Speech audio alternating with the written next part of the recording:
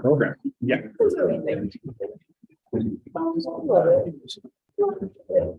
Working. Good on.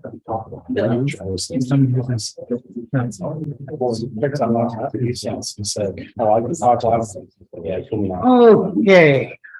By the time I'm done saying this, it'll be 6 o'clock, so I'll call the meeting to order at 6 o'clock. First item is adoption of the agenda. Could I have a motion to adopt the agenda as presented? Moved by Deputy Mayor Townend, seconded by Councillor Willis. Any additions or changes from anyone? Seeing none, I'll call the question. All those in favor, please raise a hand. Motion is passed. Disclosure of pecuniary interest, the general nature thereof. Are there any disclosures for this evening's meeting? Saying none, we'll move into staff reports of the 2023 draft budget and turn it over to the treasurer, is it? Thank you, Chair. Yes. Are we good?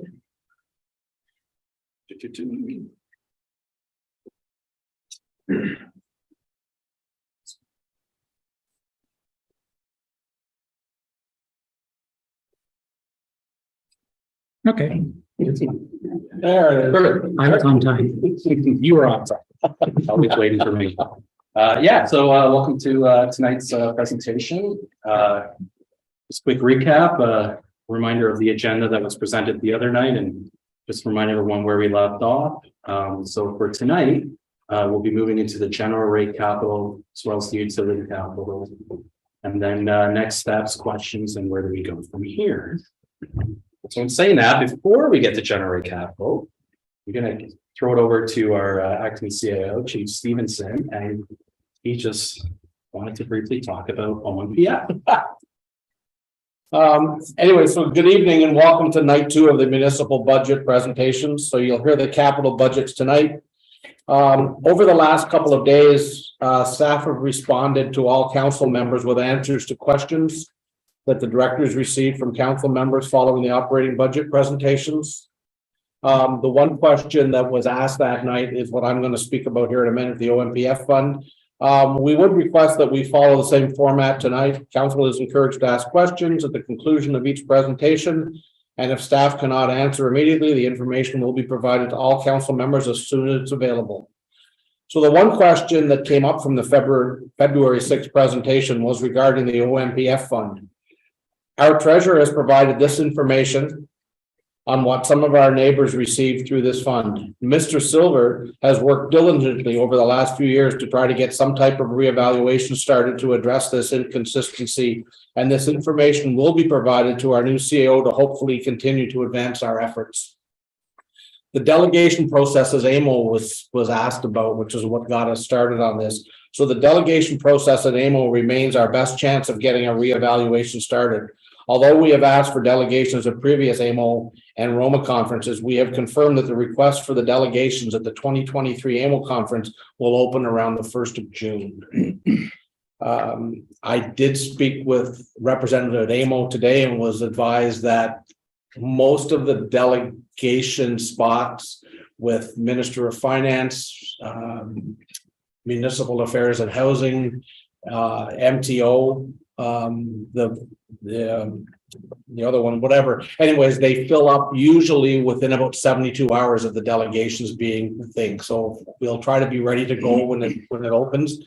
And the municipalities are giving 15 days advance notice of when the delegations open. So we will make sure that the progress to register is monitored, and when it opens up, we'll be ready for a delegation report. So council will be advised prior to June 1st, 2023, what delegation staff recommend we request, but are open to any and all requests from council for delegations to the different ministries. So it's something that we will continue to monitor and remind council as we move forward. So this slide that Bill gave us from the OMPF is what we spoke about the other night. And as you can see, there's some major inconsistencies. The one that we like to use all the time is South Frontenac, because South Frontenac has as much border on the city of Kingston as Loyalist Township does. The population is pretty well dead on. Yeah. And as you can see, there's a very, very big discrepancy between our 404,000 and their $1.6 million they received. So this is something that we will continue to work on, but no promises. And that's it. I'll turn it back over to our treasurer. Thank you, Chief Stevenson. More good news. Yeah, more good news. Just one more slide before we get into the capital. As we know, last night at the county, they had their first meeting with their proposed county budget. Do want to emphasize proposed county budget in no way as well as presented last night approved. At this point, as the members of our council that are on county council can speak to. So in saying that, we did just want to provide the information on what the proposed county rate of 5.1% increase would mean for our overall residential rates. So the estimate that we used before, that's in the binder, we had used 2%, which would have been a 1.6% overall. Based on 5.1, the overall, which as you can see with a flat education and a proposed township of 1.6 would result in an overall rate increase of 2.7 if all proposed budgets were approved as presented. So just wanted to highlight that as that was a topic from the other night. And then just in general, just for education, overall, the county levy requirement is just under 35 million there. And it just shows what proportion of that is contributed from each lower tier. So out of that 34.8, 13.4 million would come from Loyalist Township taxpayers, or about 39% of the county overall county levy. So in saying that, if there's any questions now before we get into capital on the county or OMPF, I think we can answer them now, or we'll get started.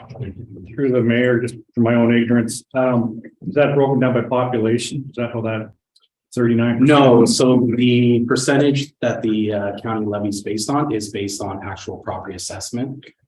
So based on the assessment of Loyalist Township compared to the others, they calculate it the same way, and that's just how it flushes out. That between us and Napanee, we make up about 75% overall of the county levy.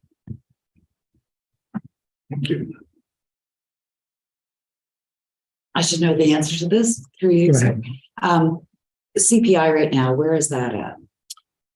The preferred measures that we typically use for our policy for staffing, we use the Bank of Canada preferred core inflation. I have not checked it today. In September, that was 4.7. I believe it's still around that number. Thank you. And if I may just expand on that a little bit, our first budget meeting at the county was last night. The deputy and I both were in attendance, and we requested that they go back. We supported the request for staff to go back and try to find efficiencies to lower the proposed rate. I did put out a percentage that I thought would be ideal, which was 3.2% of county. That would bring us in basically at 2%. I was kind of an outlier. There wasn't a lot of love in the room, but I put it out. I thought I wanted to put it out there anyway because I'm speaking for Loyalist, and I wanted to do what was right for Loyalist.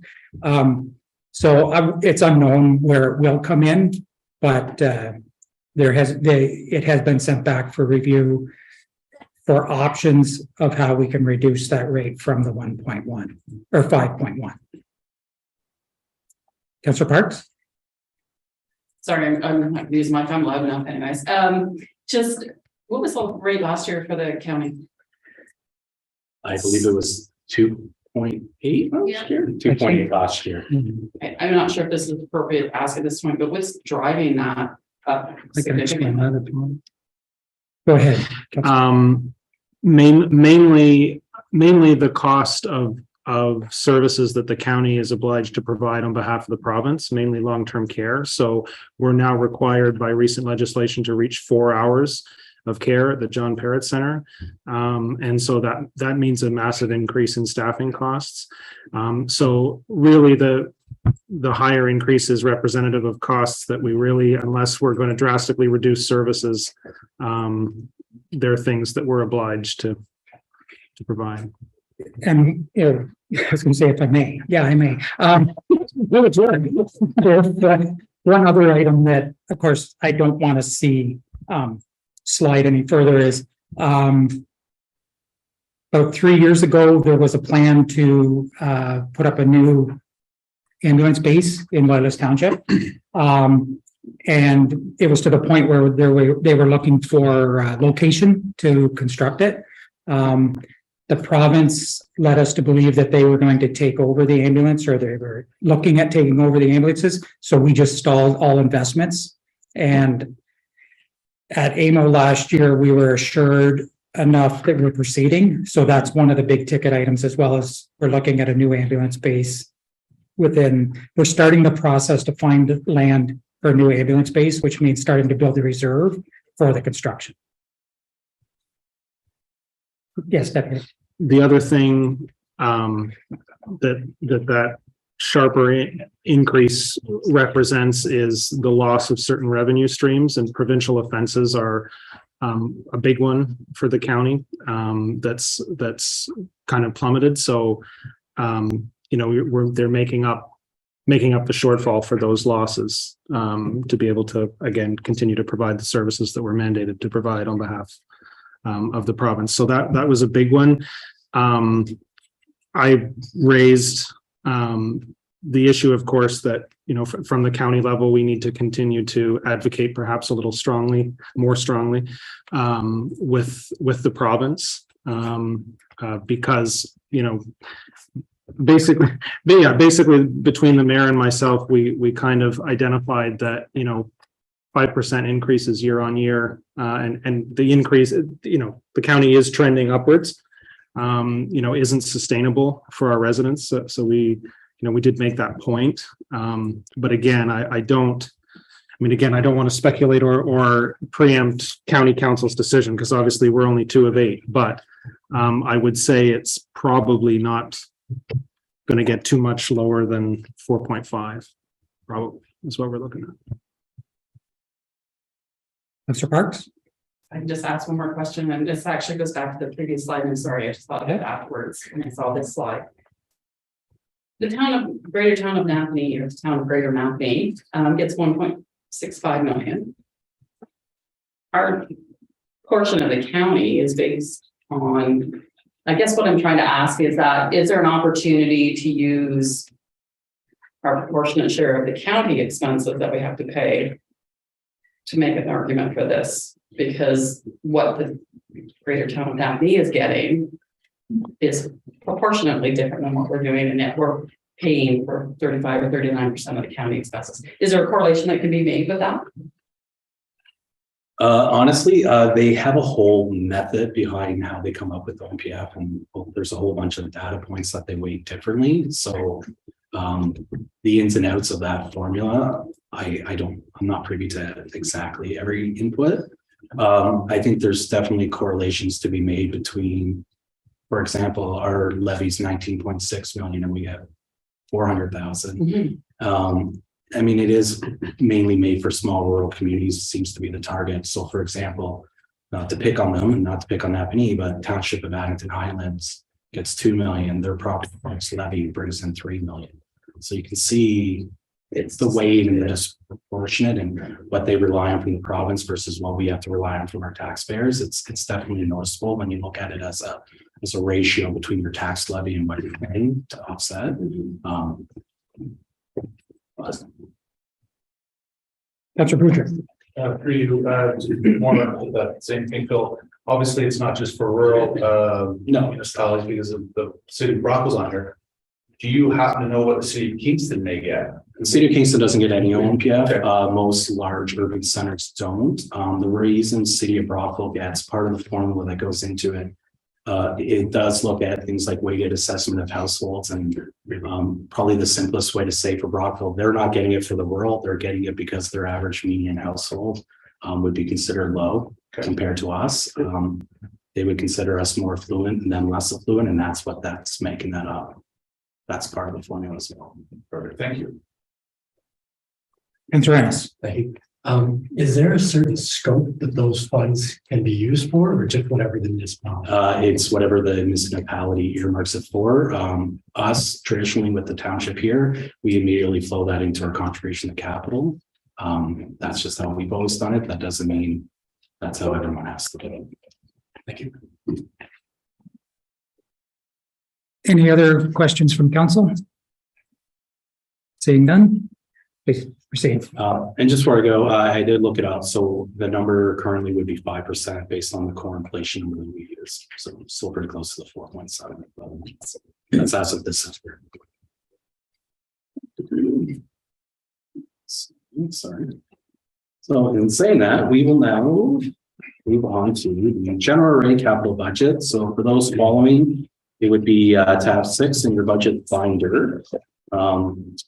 So finance will provide a quick general capital budget overview. And then afterwards, we'll take some questions, and then that will be followed by managers highlighting many of the projects tonight. You can see the managers all here. I'm sure they'd be happy to answer any questions on any projects that they may not touch on tonight. So in saying that, just before we get quite into the general capital, I did want to just touch on the asset management plan, specifically the updated plan that was brought in September 2022. So as mentioned on Monday night, this updated AMP met the OREG 588-17 mandate for 2022, and it was focusing on core infrastructure. So the next target date is next July of 2024 for all infrastructure. And I did want to mention following that, the 2025 requirement of the regulation is for an updated comprehensive financial strategy. So the financial strategy that's currently in our updated AMP, we call it a simplified financial strategy. Come 2025, we will be required to have a much more fully fleshed out comprehensive financial strategy. So based on the AMP that did come in September, I did just want to highlight the average annual requirement at the time was calculated at 14.5 million. And that's what the AMP calls tax funded assets and user funded assets. We generally call it general rate versus utilities or user rate. So the annual requirement is just the replacement value divided by the estimated useful life of an asset. And the number is meant to show, the number is meant to show the present value of funds that should be allocated annually over the estimated useful life of an asset so that we can fully fund its replacement when its useful life is up. So as you can see there on the slide, our annual requirement is 14.5 million. Currently, as constructed, we are on average capital funding $7.1 million, which would leave a annual funding gap of $7.4 million total. I do want to emphasize this is not unique to Loyalist Township. This infrastructure deficit is being felt across all municipalities, and that's just the reality we're facing at this time. So based on the AMP that came in September 2022, you can see the simplified financial strategy that was recommended at the time. So for tax funded assets, based on the funding gap, we would need to increase our tax levy basically 25%. So over 20 years, we would require 1.1% increase to our levy just to bridge that gap after 20 years. And I would note that that strategy does not account for inflation. So that's why we call it a simplified strategy, because that gap will grow and it does not account for inflation. So I did just want to provide that, and it just highlights the necessary work that we continue to do with our asset management plan. Also coming out of that AMP was many recommendations, but we highlighted 7 continuous improvements that we need to keep working on through the AMP. I'm not going to read through all of them that are on the slide there, but I did just want to highlight a couple. Mainly the first one there is the continuous validation of asset inventory data and information. So again, all the projections we make, like you'll see later in the 10-year capital projections, it's based on the data we have available, the best data we have available to us in the moment. We're always trying to make that better going forward. The next one I want to highlight is the formalization of condition assessment strategies for all asset categories. One of the challenges we have now is that most of our assets conditions are age-based, which isn't necessarily accurate to when we would replace it. So that's constantly something. And I believe some of the managers spoke to that with some of the new positions they've proposed is improving that stuff. And then just the last continuous improvement about the refinement of the financial strategy that speaks to 2025. we will be bringing a much more comprehensive financial strategy to try to bridge that infrastructure deficit. So in saying that, now we'll get to the 2023 proposed general rate capital budget. So as you can see there, proposed this year, there's total new budget or money of about $9 million in the general rate. I would note, in addition to the above capital budget monies, new money, we are expecting there to be approximately 22 million in carry forward capital budget. That would be general rate and utilities combined. There is a complete list of all the approved 2022 capital works in progress, and that's in Appendix E of the binder. So finance is hoping to have a complete and updated carry forward list, and we would be planning to bring that report to council in March with a final number of exactly what the carry forward budget is. So, which is for housekeeping, the chart there does list it by managing division. So when you are looking at those numbers, it's based on the budgets and the projects that are managed by each division.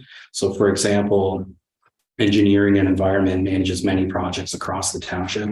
This can include recreation or heritage facilities, for example. So those budgets would be included under the managing division of engineering and environment. So that chart is not to say that there's only $300,000 in capital going towards recreation and facility this year. Another example is that under public works, they manage the fleet across the township and across divisions. So that budget is included under public works managing division. So out of that 9 million, how are we proposing to fund that this year? So based on our funding plan, as you can see there, about 1.6 million is proposed to come from reserve and reserve funds. And I will touch on that on the next slide. There's about 600,000 from the Canada Community Building Fund. That's formerly known as federal gas tax. So it's a slight increase this year, and the other increase on that is the interest in the monies held in the reserve fund for that is included in that. There's about just under 2.4 million in grants, and what that makes up is 1.7 million in OCIF grant, the 400,000 from the OMPF that we earmarked for capital. And then there's other grants of about $250,000 in 2023's funding plan. And that would be the OTF money for the Fairfield Gutsit House, monies in emergency services from the Firehouse Subs Public Safety Foundation for the UTV. After that, there is development charges of about 570,000, and that's in accordance with the projects in the DC rate study. Third-party agreements of just under 400,000. That relates to the proposed Emma Street local improvement project. And then there is pay-as-you-go capital contribution of 2.2 million, and that's the contribution that comes from the operating fund that we talked about on Monday about how we increasing that. The final line there says surplus of completed or closed 22 capital projects of about 1.3 million. I'm going to speak to that in a few slides when I talk about the cumulative funding gap, but I just want to highlight that as well. So based on this 9 million, there is no proposed new debt issuance. However, I will speak to that in the funding gap slide. Bill, could I ask a question? Yes, for sure. Through you, Mr. Mayor. The Emma Street project is going to be a local improvement charge that's charged back to those property owners over time. Yes. So the 376 isn't coming to us in this year, right? No. So through you, Chair, the mechanics from an accounting perspective, how we would account for that is the capital project cost of that project. We would park in what we call unfinanced capital outlay. And then as we collect the money, we would pay down that balance. That's how we would account for that. Thank you. But we would be putting all the money up front as we pay that.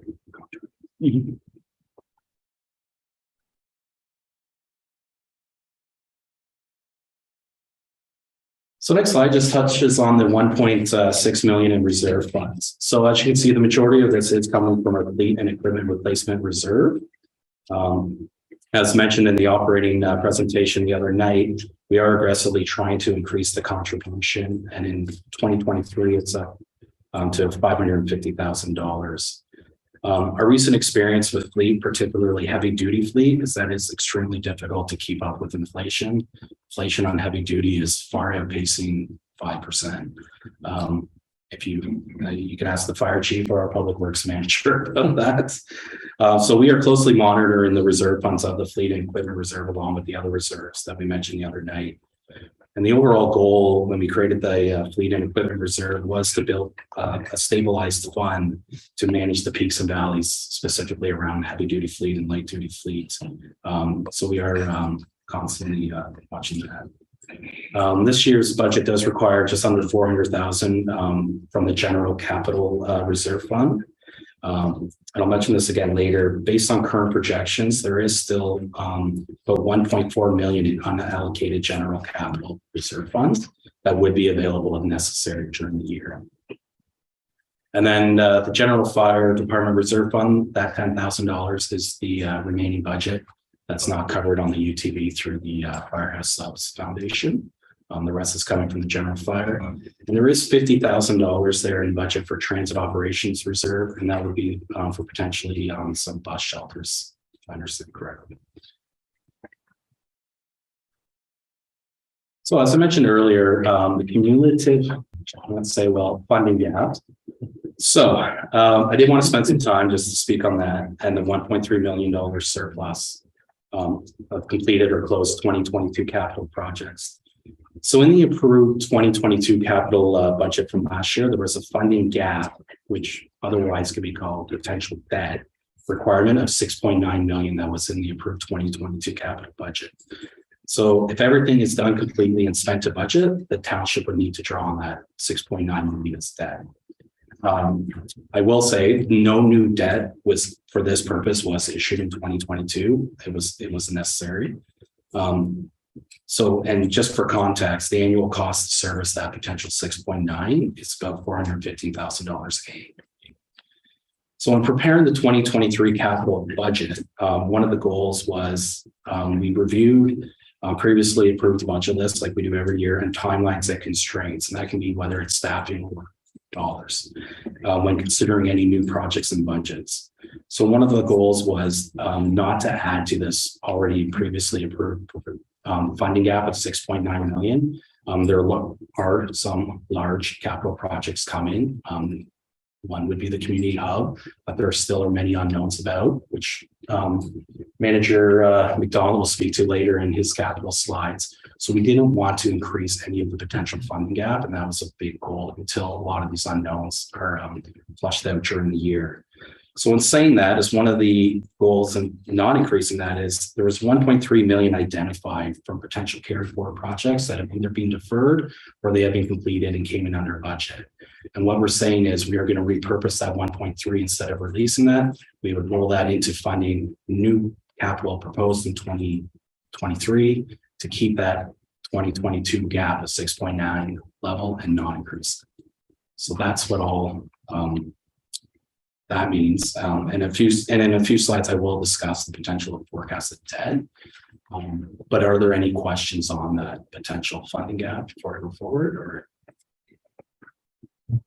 through the mayor, so in effect, the 6.9, if there was no gap this year, that 1.3 would pay that down.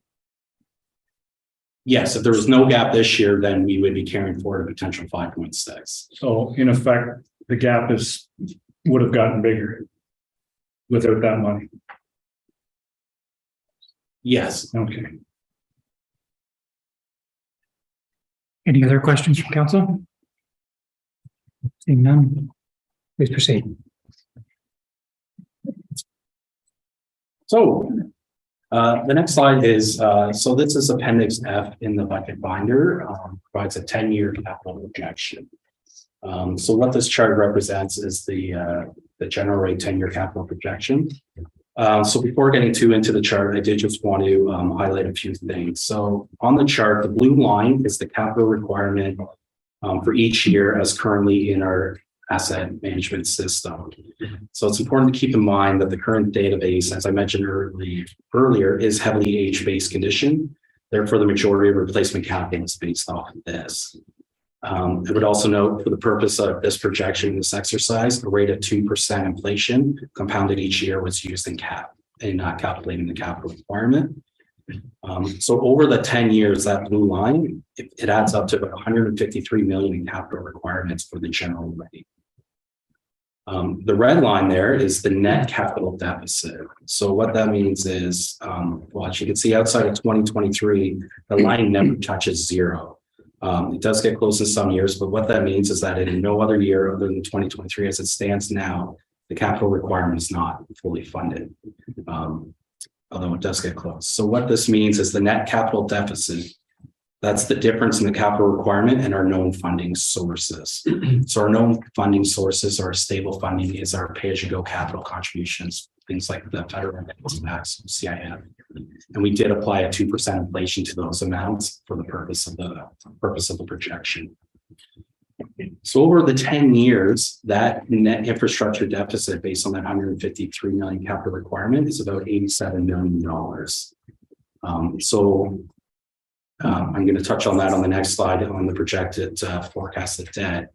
But basically, without any other alternative funding sources, that's our infrastructure deficit in the general rate over the next 10 years. Again, those are just high level projections. By no means are these concrete plans. Again, there's many different constraints that aren't factored into this. So one thing I did want to mention, many probably look at 2024, the next year, and see a massive spike. Part of this is deferring projects and putting the budget together for this year. So many times when we go to prepare the work plans, lots in the first year, and then based on age and asset conditions and work plans, they get pushed to the next year until we can do proper condition assessments and place them. So if you looked at our 2022 capital budget, for those that were here last year, you would have seen a big spike in 2023. And that's typically, as we refine our asset management plan, that will get better over time. So I don't want to scare anyone with that big spike in 2024 necessarily. Sorry. 3 years.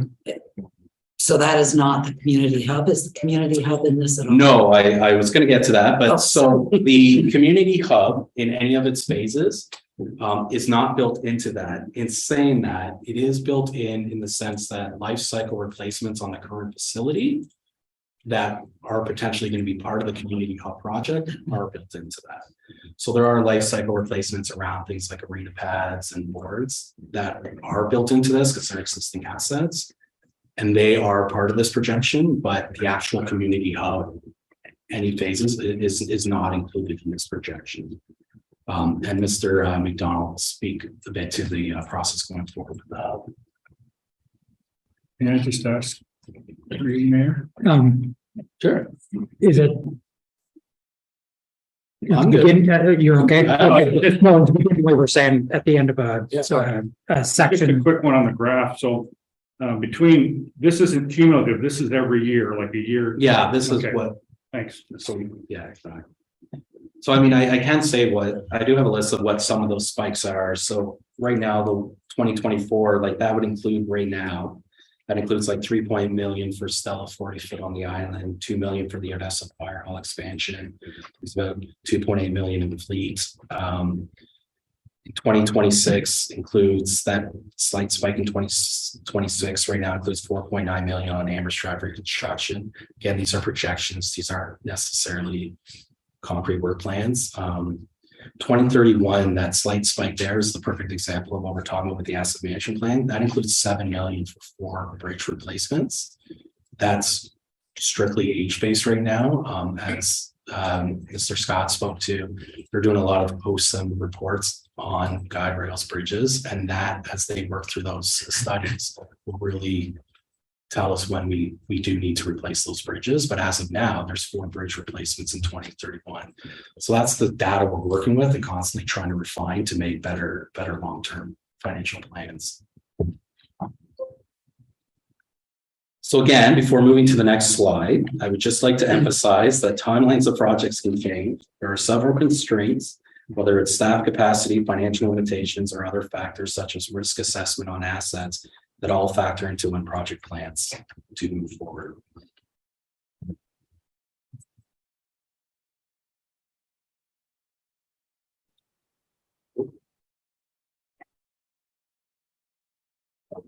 It was in the way. So the next slide. So 10-year forecasted debt. So this is my last slide, so you won't have to listen to me for much further. So again, this is an appendix F on the table on the second page in appendix F.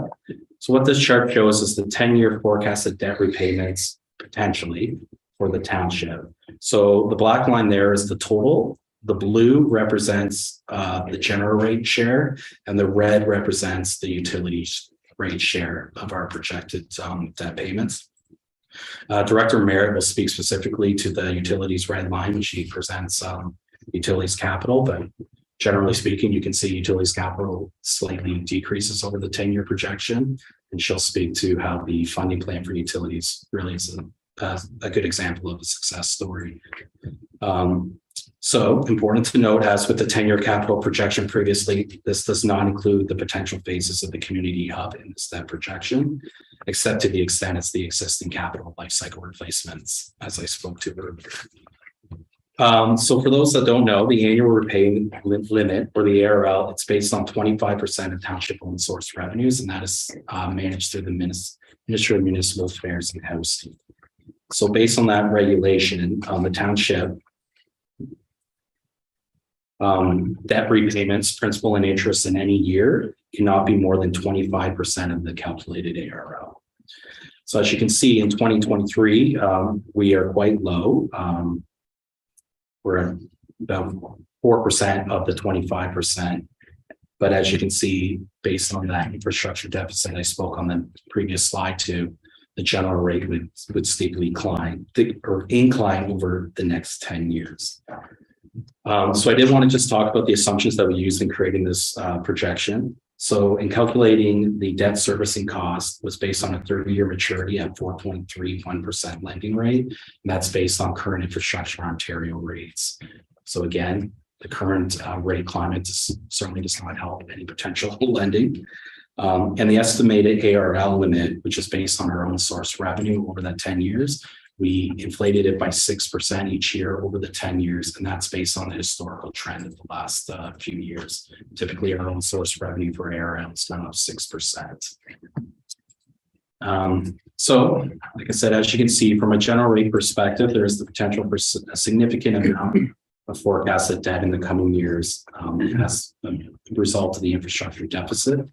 Currently in 2023, the township is would be considered a low risk level per the table in the appendix.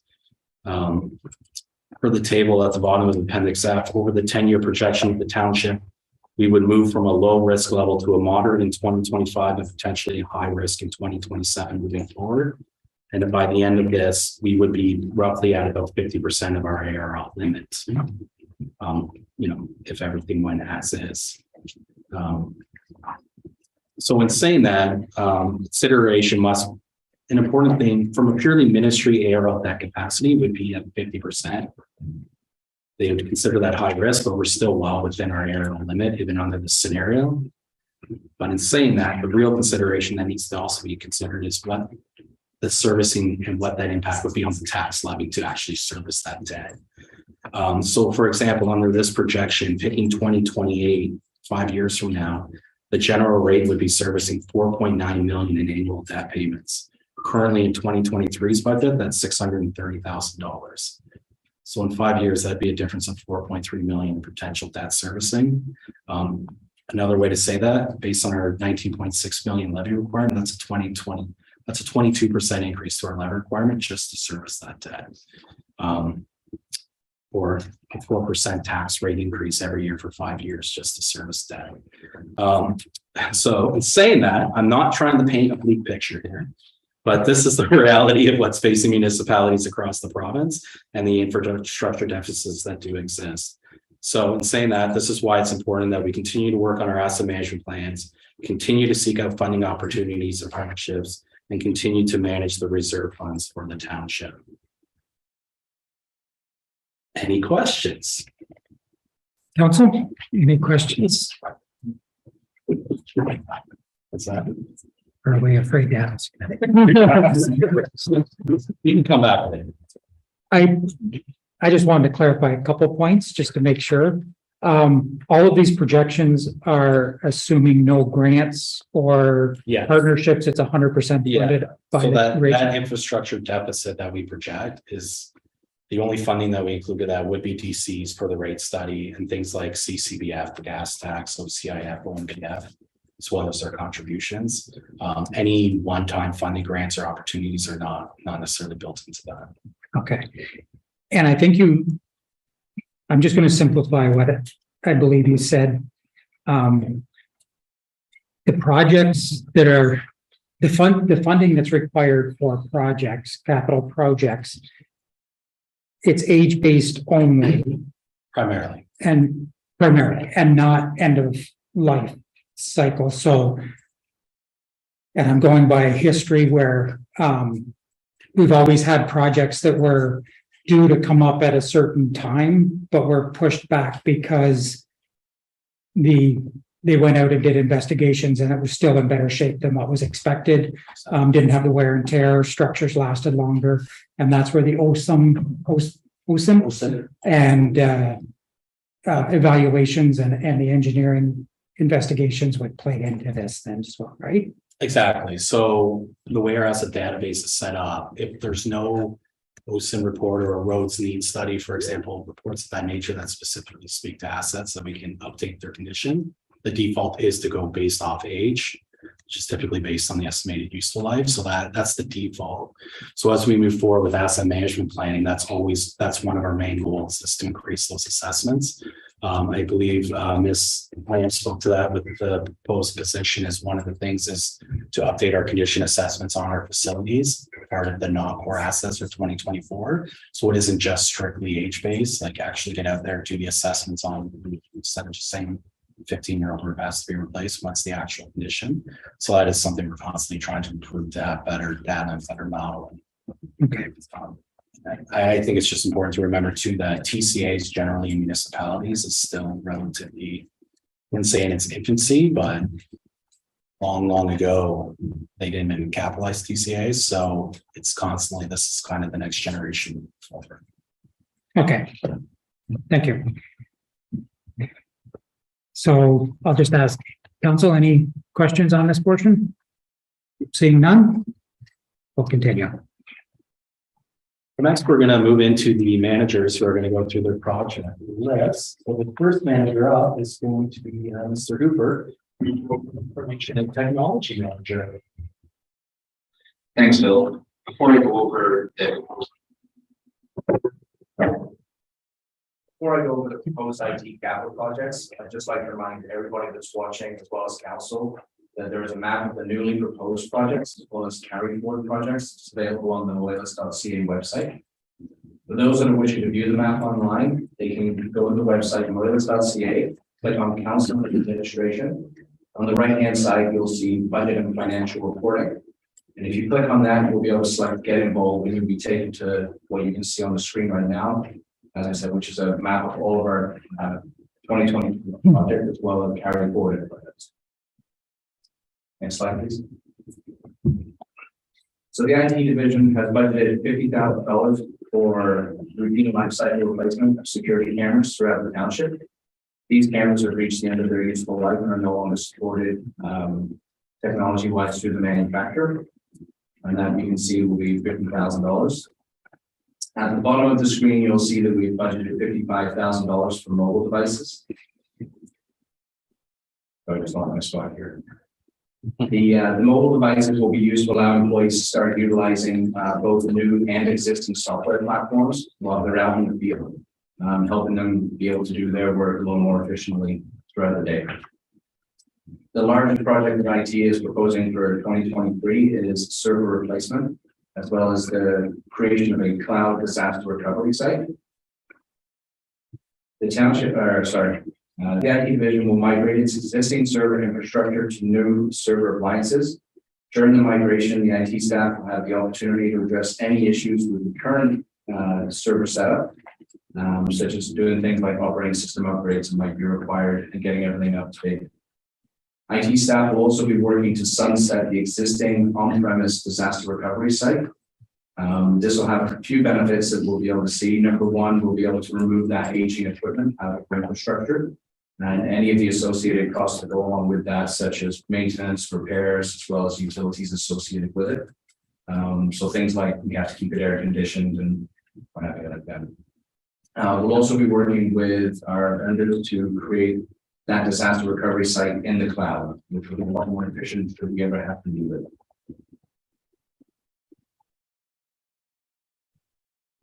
Now I'll pass it over to James Feedy. I'll have to use that. Senator Council, we would like to highlight 5 key areas. First, once the bath fire hall roof replacement. The initial consideration for replacing a portion of the roof was investigated and deemed appropriate at the time in March 2022. At this time, a whole roof replacement is required and deemed appropriate. Any issues that we are having and continually experiencing will be mitigated through the full roof replacement. This was pre-approved by council on November 28th of 2022.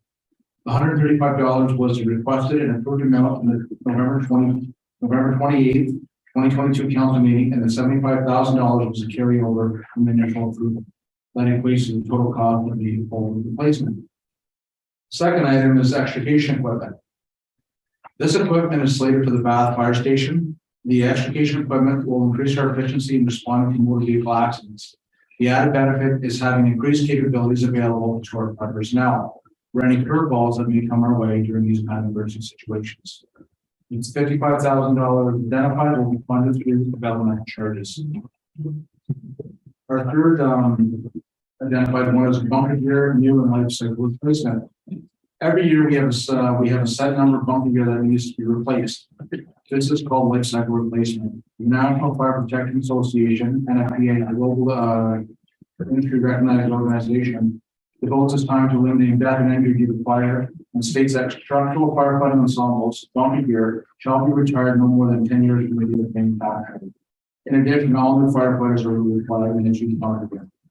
$93,000 will maintain the purchase and life cycle replacement bunker gear. Fourth one is equipment replacements. Throughout the year, we replace equipment that has reached its operational life expectancy. As well, the nature of performing the work in the fire service, we do get the unit of equipment that needs replacing throughout the year.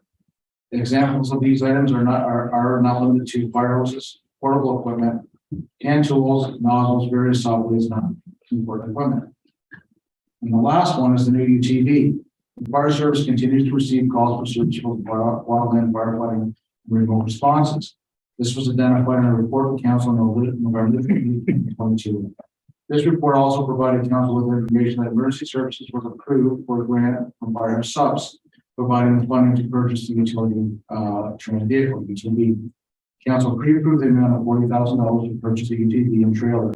Note that the Fire Subs grant and use of the general fire department's reserve fund funded this program. There was no impact to the general rate needed to go out of budget for 2020. Next slide, please. This is for the fire hall expansion. This project will see the construction of an additional truck bay, double in length, on the east side of the existing station. This will serve as the maintenance bay for the emergency vehicle technician. Electrical upgrades to allow for a fixed generator for the other 3 stations. Additional storage for equipment on the 2nd floor. And relocation of existing decontamination clean room, making it a little more bigger and more efficient. The other identified upgrades associated with the project. The Odessa Fire Hall expansion for 2023 has a $500,000 carryover from the previous year. The architectural design service was awarded as directed by the council on January 9th, 2023 council. Moving forward, the 2024 capital budget will identify the construction cost at $2 million. We highlight that the funding model has set 75% pay as you go, and the remaining 25% funds used by my judges. That's it. All right. So thank you very much, everyone. So in engineering environment, we manage a number of large scale capital projects for the township. So as you can see on this slide, it covers both general rate and utilities funding. Next slide. So in 2023, our group has a number of pre-approved major capital projects that are ongoing. So the first one there listed is over $1 million for the Odessa Water Tower. The Odessa Water Tower relining, which is focused on life cycle repairs, including coating of the interior tank liner and exterior surfaces and other various life safety repairs such as exterior ladder replacement. This will extend the life of the water tower by as much as 20 years. Next on the list there, we have over $5 million for the Amherst Island flood damage repairs. So this project is targeted at reinstating flood damaged roads and protecting the public infrastructure due to rising water levels associated with climate change. This is done by installing rock embankments along the shore roads as well as reinstating the roads themselves. The third pre-approved project on the list there is the Fairfield Goodsite House refurbishment. And so this is the refurbishment of a building that's designated by the Ontario Heritage Trust and includes work on the exterior wood cladding, the structural timber repairs, masonry work, and so on. This project will be undertaken using a construction management contract, and this is done in order to manage some of the unforeseen risks when dealing with heritage facilities. You tend to uncover some surprising things. And then as well, it helps with managing the schedule when we're facing tight timelines dictated by the grant that was received from the Ontario Trilling Foundation.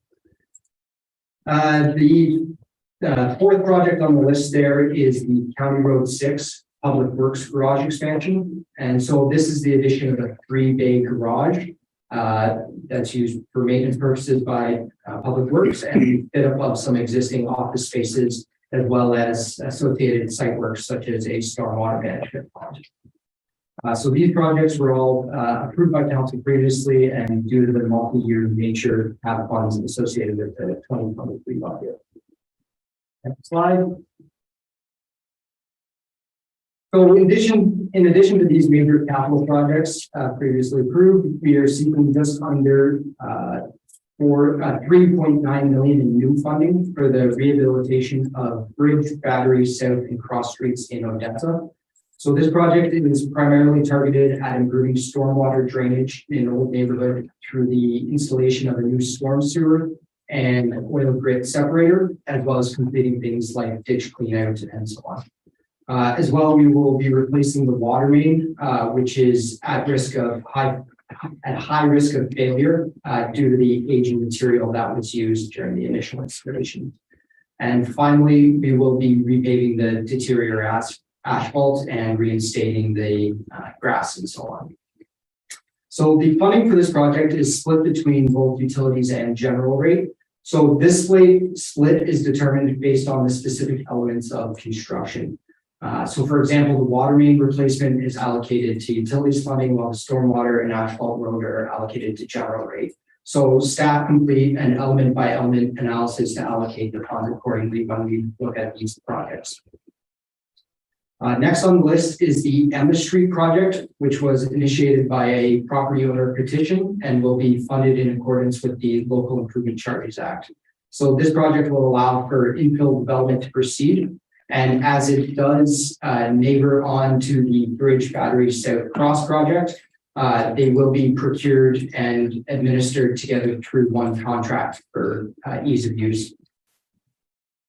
And finally, we would like to highlight that our group also oversees a number of projects that align with development in order to minimize disturbance to the public and reduce construction costs. So these are projects such as the replacement of a high pressure water main that feeds the water tower in Bath. As development of the Ora by the Lake subdivision proceeds north, we replace that water main so that way we don't have to go in and rip up the roads before they reach their end of life cycle. Another example would be the oversizing of water mains in the lakeside ponds.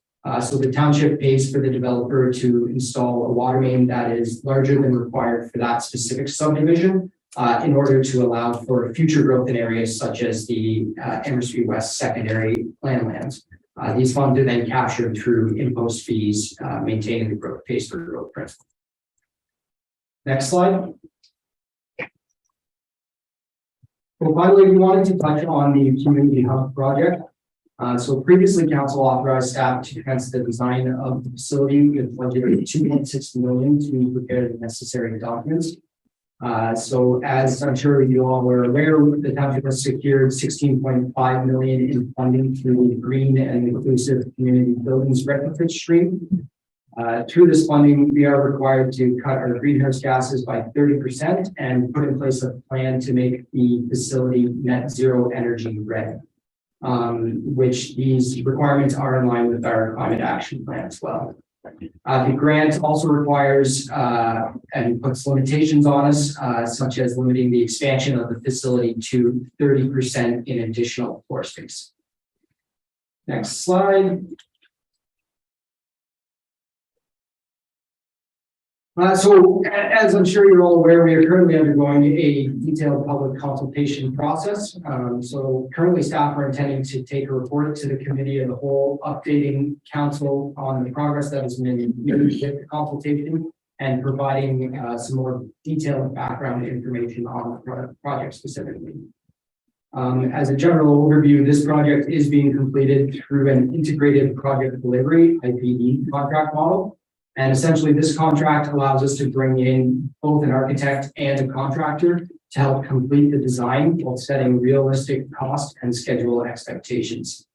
As this process has not yet been completed, no budget for these works has been included in the capital budget, as Bill had spoken to, as we want to make sure that we are setting this project up for success rate from the start. Notably, this is the same contract model that the city of Kingston used for the third crossing to great success. So over the next couple of months, staff and the project team will be working on incorporating feedback from the public and our partner organizations into the design, ultimately presenting a validation report to council. So this report will present the proposed design, budget, schedule details, and general feasibility of the project. Simultaneously, a business report will be prepared analyzing capital funding opportunities as well as ongoing operational requirements. Staff are intending to take the validated business reports to council in the summer of this year. If approved by council, construction would be able to commence immediately this fall, as through the IPD contract, we already have our contractor on board, which would help expedite that procurement process. Any questions? Council, any questions so far? Are we, anything that's, All of them that we've covered up to this stage. We let's can go with the last one. Luke, when you say through the mayor this fall, what are you talking about in terms of everything works? Is that pool, rink, like this, like how, what's the first rollout like in that project? Sure, so through you, Mr. Mayor. Again, if the contract is approved by council, the contract would be with the contractor who wins, and it would be for the entire scope of works. Now, through the validation report, we would be presenting that schedule as well. And in that schedule, the contractor would identify where they're prioritizing starting. We have our requirements in township, which that's what I've been spoken to, is making sure that, say, the rink stays open for as much of the year as possible, and minimizing disturbances to our user groups who still continue to use that. So we'll be working with the contractors to develop that schedule and making sure that we place appropriate restraints on it.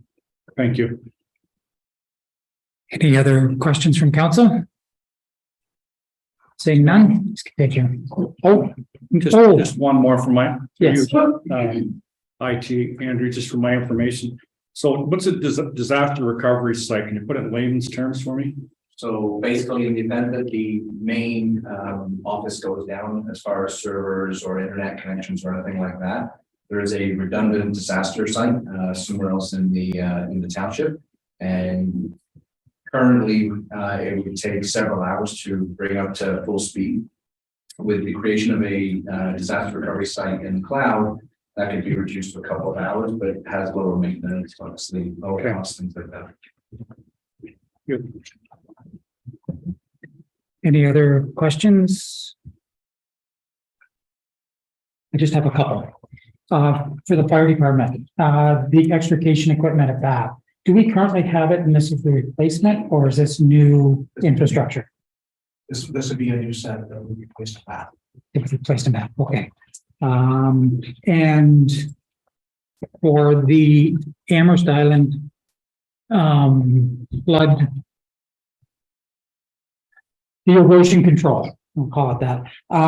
Is that similar to what we see along 33 that they've done on the lakeside where they've used like an armor stone to protect the shoreline? Yes, exactly that. So it's a large arm stone, generally, we'll say 2 feet high by however many feet long. That's protected, installed on a slope to protect erosion. Perfect, thank you. Just go back to council. Any further questions? Seeing none, let's continue. Okay, I am next. So within recreation and facilities, there's a total ask for 2023 of $285,700. So within that, there's 3 different categories. The first being facilities. Within facilities, there is request in 2022, we did budget funds to replace the arena sound system. This sound system is dependent not only just for township programming, but by our customer groups during their programming. It is well used. We've patched the system as much as we can, and it's beyond repair. It's usable today, but it's not sure it's going to be usable tomorrow. So based on 2022 pricing, there is a need for $20,700 more, plus last year's carry forward of $9,000 on this project. The second is at our Leisure and Activity Center. This center is well liked by our community. We do have quite a large adult community and senior community that attends this facility. There is currently 1 washroom that in years gone by would have sufficed as an accessible washroom. However, today it does not. It does not have the requirements of the accessible push button and the amenities within the washroom to suit the needs. So there is a need for us to address accessibility at this facility, which we're estimating at about $55,000. The third project is actually within this facility. Noting it here as it is quite a major project for this facility. However, it is already contracted. So we will be replacing the entire roof on this building, as well as the HVAC system in hopefully spring of this year. And the fourth project, also in this facility and partly funded, it's about 2/3 funded through the Enabling Accessibility Grant, would be to deal with some accessibility upgrades required. You've probably already noticed we have replaced some of the automatic door openers at the front are now double instead of single. We've added to council chambers door. We have purchased a portable ramp, but there is more work to be done to meet the needs. So there's some further accessibility requirements with widening the doorways and addressing the customer service desk. So that is due to be completed this spring as well. So the next slide. We touch on our heritage properties. So Babcock Mill, as my colleague Lindsay has already addressed, we are looking to activate this facility in 2023. There are some life safety requirements that need to be updated in this facility to ensure it is safe to open. Also some requirements in terms of replacing some railings at the front and some stair work inside that needs to be addressed. So there's $12,000 carry forward from last year, plus an additional $13,000 this year in order for us to complete that work so that we can open the facility safely. The second facility is Nielsen Store on Amherst Island. We are in the middle of, I'll say, establishing this project. We have had a structural engineer review the roof. There's several layers of shingles that need to be removed and new shingles put on, as well as there's some structural repairs at the front of the building to the veranda, where the front part of the veranda is actually pulling away from the building. So there's structural repairs that need to be done. And again, shingles taken off of that portion of the facility and re-shingle. So this is the carry forward from last year as we continue to work on what the structural repairs would look like going into 2023. The third project would be the Sand Beach on Amherst Island. In 2017, 2019, with the high waters, we did experience damage, and what's resulted from is we're seeing people actually at that time they're walking across the sand dunes and causing damage. This is an area that's under a heritage easement through the trust. And the goal is to keep people off the sand dunes. And we've been able to see recovery of the sand dunes on the island. So what we want to do is fix the boardwalk and create some stairs for people to go from the boardwalk to beach level without disturbing those areas. So this money would be to, for us to do some design work and to establish what that project would look like in order for us to preserve Sand Beach. And the fourth project is Fairfield Goodside House, which my colleague, Mr. McDonald, has already spoken to. So this would be year one of this refurbishment, and certainly something that we're looking forward to working with the engineering department and then taking the lead on this for us. Next slide is our parks and sports fields. So in the 2017 Parks and Recreation Master Plan, it was identified that there are some safety concerns at Lily Pratt. It does require us to look at what is the design layout of the amenities at this park. So the first step for us to address the need is to actually work with a consultant to review the amenities at the park and redo the design. And then from there, in future years, we would look at completing the work. So the funds in 2023 are to initiate the project and to bring that consultant on board to do some design work at that park. The second project would be the tree asset management program, which I did speak to quickly on Monday evening. But this is a capital initiative that would be to address the urban tree plan, as well as current tree management and replanting that is required. So there is $100,000 in this year's budget, plus $150,000 from last year's carry forward. There is quite a substantial inventory of trees that we have had to remove and do require to be replaced. And there's still more trees to come that unfortunately we have felt the negative side of the animal dashboard. So we want to ensure that we're taking care of our natural assets. The third one is a piece of equipment that would be an overseeder. This is required for our turf management. It is actually something that we purchased in 2022. However, given supply chain, delivery isn't until June of 2023, and therefore this is being carried. The fourth project is our annual park signs project. There was a design approved by the previous council. We are working with a consultant on delivery of those signs. However, again, with supply chain issues, we have not been able to install a new sign yet. We are looking at trying to update and install signs that are severely damaged and or missing in 2023, and then it would be a multi-year project moving forward as all of our parks get updated to the new design. And the last project being our annual fiber upgrades. So this is the safety surface at our playgrounds. Many of our playgrounds have not had a refurbishment of the safety surface in quite some time. There are industry standards that we need to ensure we're staying to from a risk mitigation standpoint. So this would be the replacement and or the maintenance of that safety surface, as well as the borders that surround it. So you'll see at some playgrounds, you'll see maybe some of the grass growing into the safety surface and or a safety surface that might not even be accessible. For instance, some of our playgrounds still have the pea gravel, and pea gravel, although it is an acceptable safety surface, it isn't accessible. So these are the things that we're looking at with this project, and this would be again a multi-year project, and funding towards this year would be the 22,000 plus last year's carry forward. I believe that's my last slide, so I'll pass it on to Alex from Public Works. Thank you.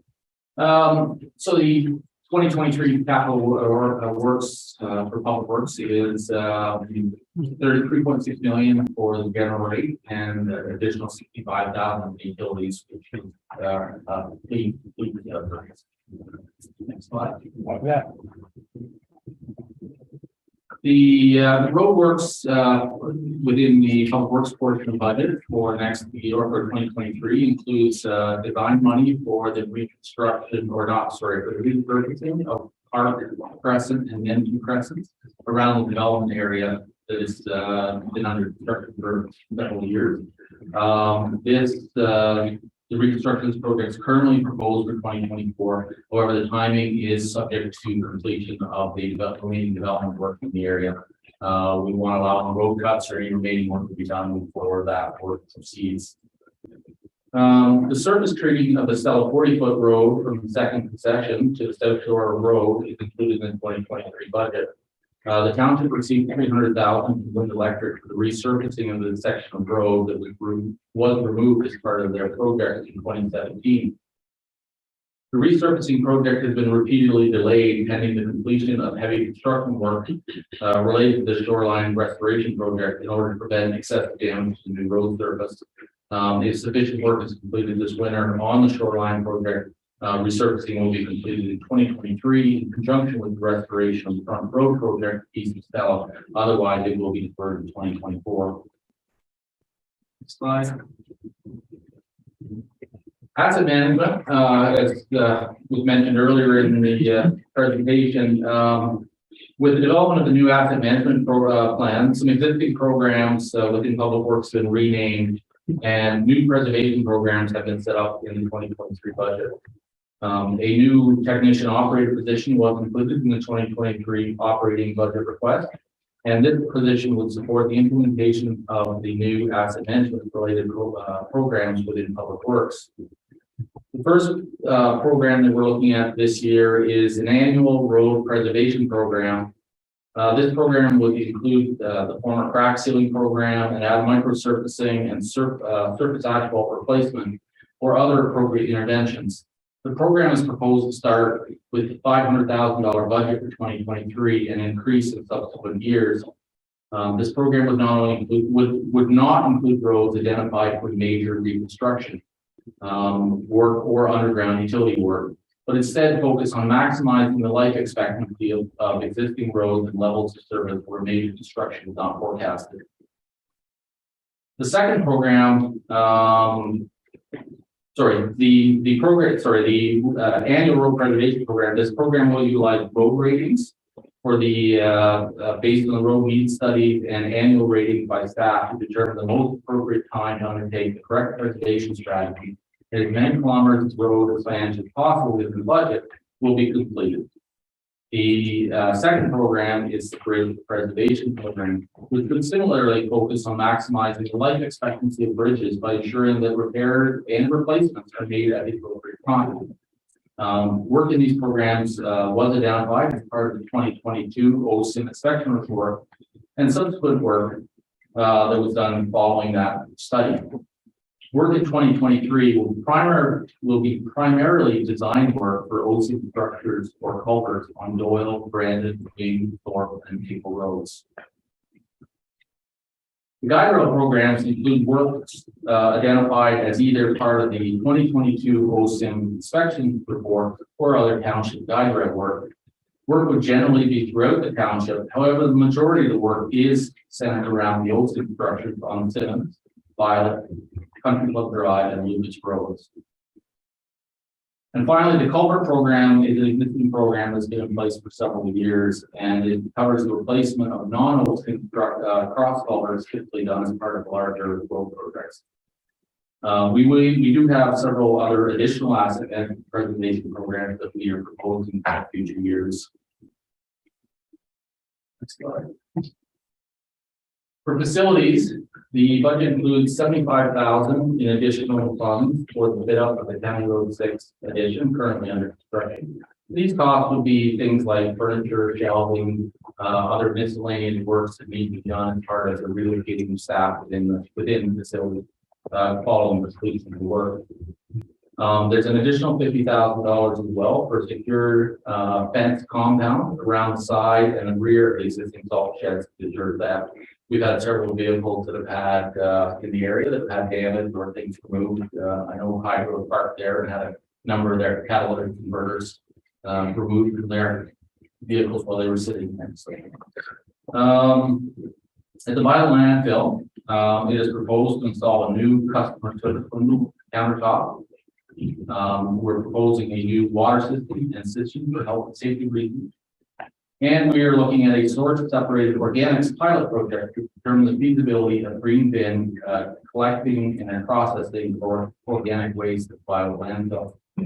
A leaking yard waste facility is also proposed to be in order to be in compliance with our current ECA for the landfill site.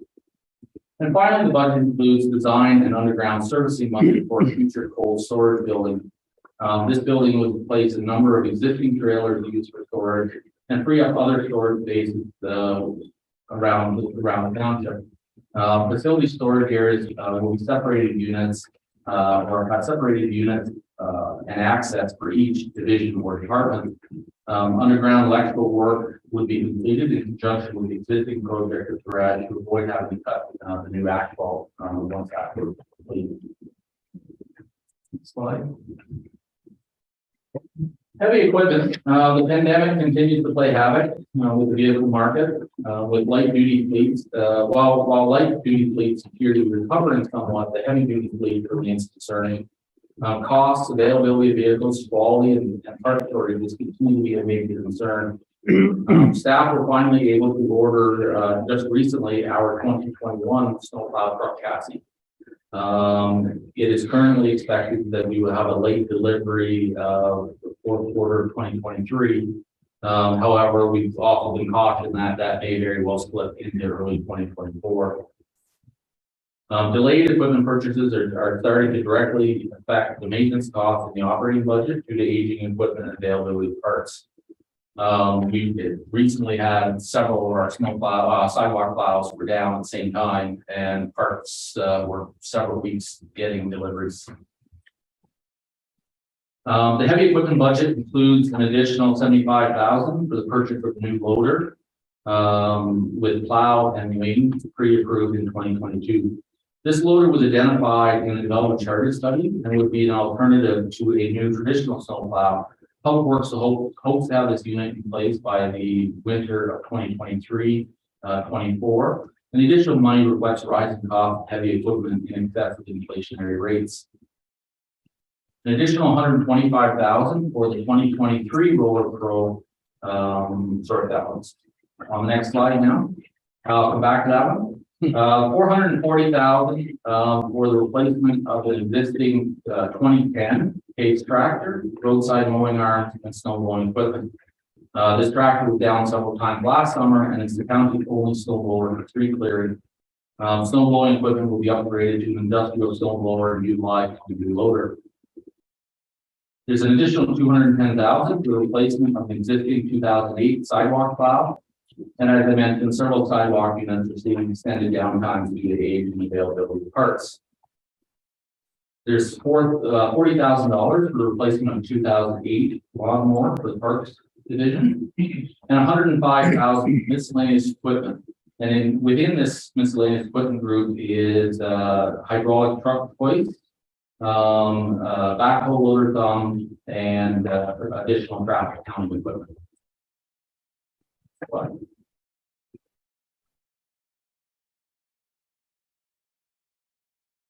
The 2024 pre-budget approval includes the Roller Pro unit that I started mentioning in the previous slide. There's an additional $125,000 requested for 2024 2023 pre-budget approval for 2024 to reflect the rising cost of the equipment. We are currently waiting for permission. This vehicle was approved, pre-budget approved last year. We are still waiting for approval to actually place the order. So we've been a year waiting for this vehicle. And as I just said earlier, we just got permission to order our 2021 plow.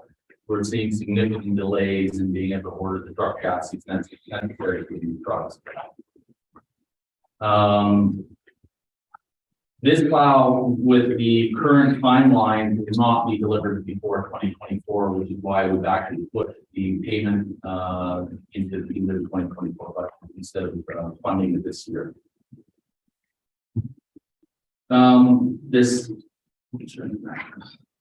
There is also the vacuum roll-on, roll-off unit, which was also pre-budget approved 2023. This unit has also been moved to 2024 because it will go along with the Roller Pro unit that was mentioned. And finally, the emergency services has a $800,000 set aside for pre-budget approval for a new pumper or a replacement pumper for delivery in 2024.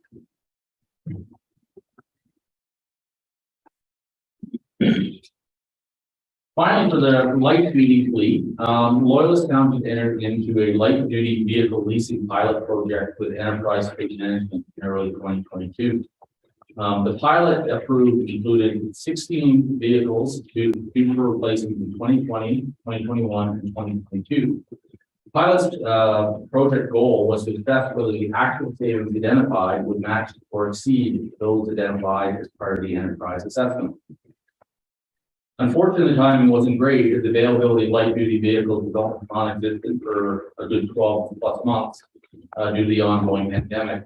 National order banks for many of the vehicle manufacturers remained closed until late last year. While the national order banks remained closed, staff were successfully able to directly acquire 13 of the light duty vehicles directly from dealers, dealing with the immediate backlog of vehicles. However, 1 and 2 ton vehicles remain difficult to obtain. Enterprise has indicated that vehicle manufacturers are limiting the number of vehicles that can be ordered in each quarter. In addition to the 3 remaining vehicles for 2022, staff are requesting approval now to include an additional 10 vehicles identified for replacement in 2023, 24, and 25 for inclusion in the pilot program. To be able to properly assess the pilot program. This would bring the pilot program up to 13 total vehicles. As identified to council previously, due to the ongoing shortage of vehicles, government discounts would be less than previous year. And in 2022, only Ford Canada continued to offer substantial government discounts for the township. Approximately, however, these were approximately half of what was received in previous years. Please.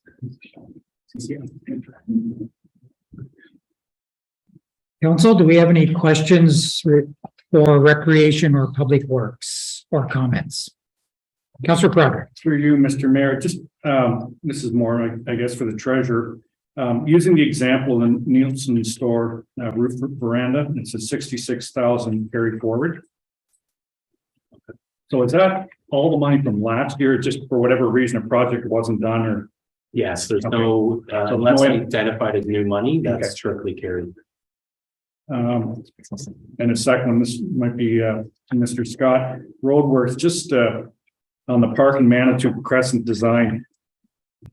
The money for that, is there any money that comes from developers that moved that house in or built all those units, or is it all? This is township money. Okay. The developer met their obligations of their agreement originally. However, we wanted to put it in a kind of a resurface the whole project anyway. The road was coming up to the life cycle at the time, so we acknowledged that the surface asphalt would be our responsibility, the base asphalt would be theirs.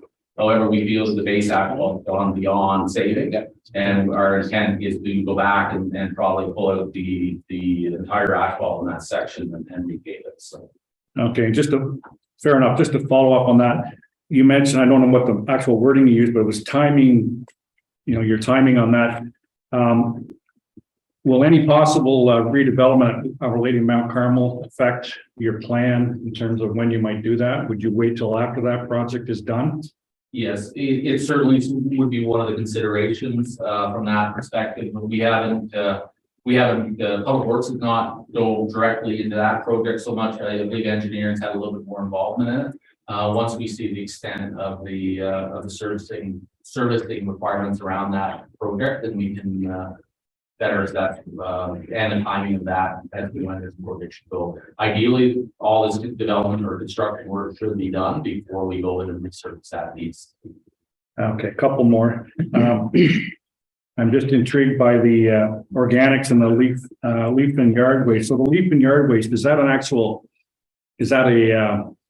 a consultant study, or is that actually doing something at the site? The bulk of that money, if I recall, is specifically for a consultant to review the licensing requirements, and we have to provide an application that has to go into the ministry to be in compliance for that. And I believe that, like I say, bulk of that money is actually for the consultant work. So.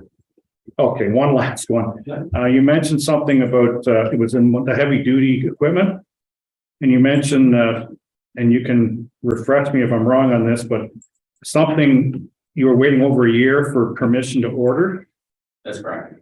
So fill me in on, is that something that because it didn't happen here or because you couldn't get a No, connection? we've been waiting for the, so we currently are standardized on international trucks for our Okay. fleet. And currently through the local firm we deal with, there's a quota in place for all purchases.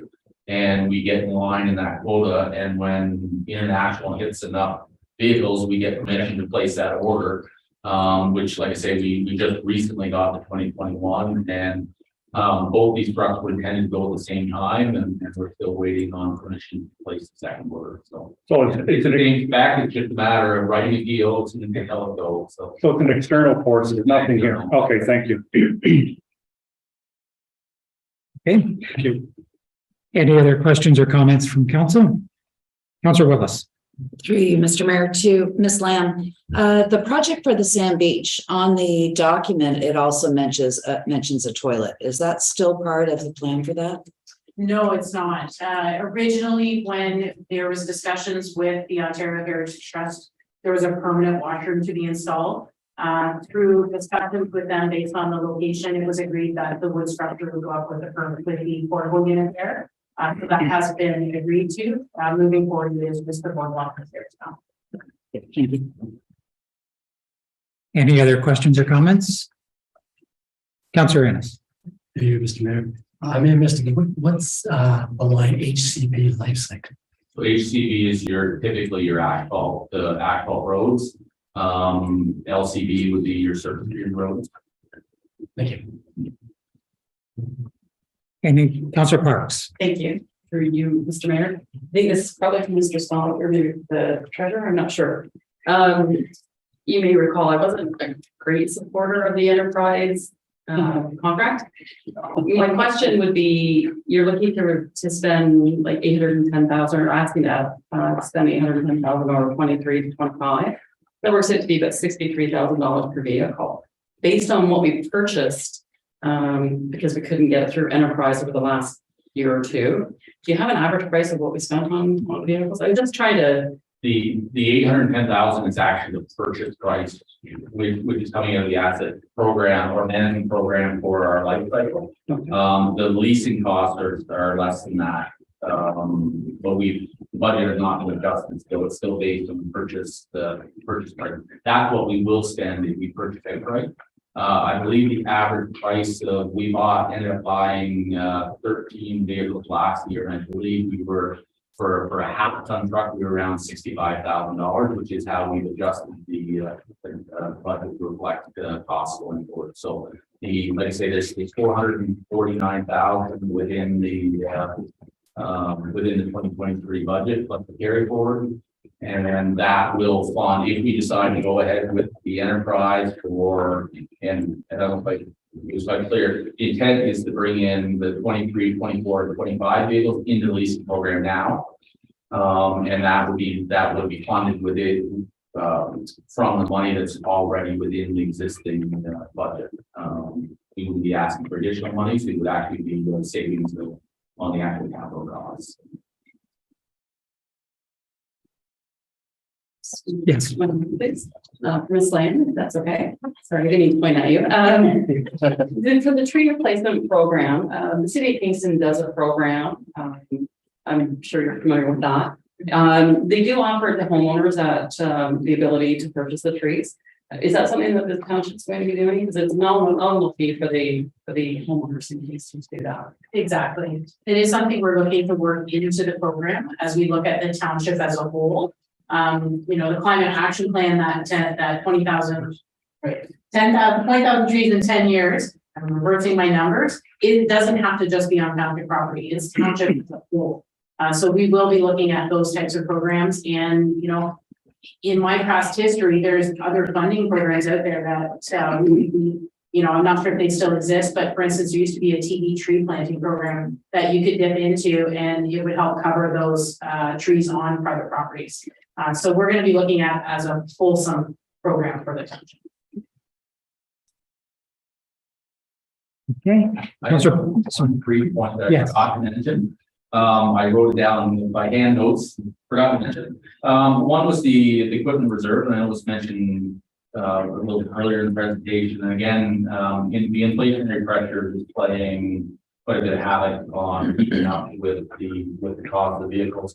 One of the things we've been looking at, and we're going to bring some information back to council on, is we're looking at how we fund that reserve to ensure that the money's in place for the replacement of vehicles when the time comes. And one of the options here is looking at the equipment rates that we charge for vehicles and actually grabbing the replacement portion of that from the environmental standards. The portion of that already dedicated to vehicle replacement.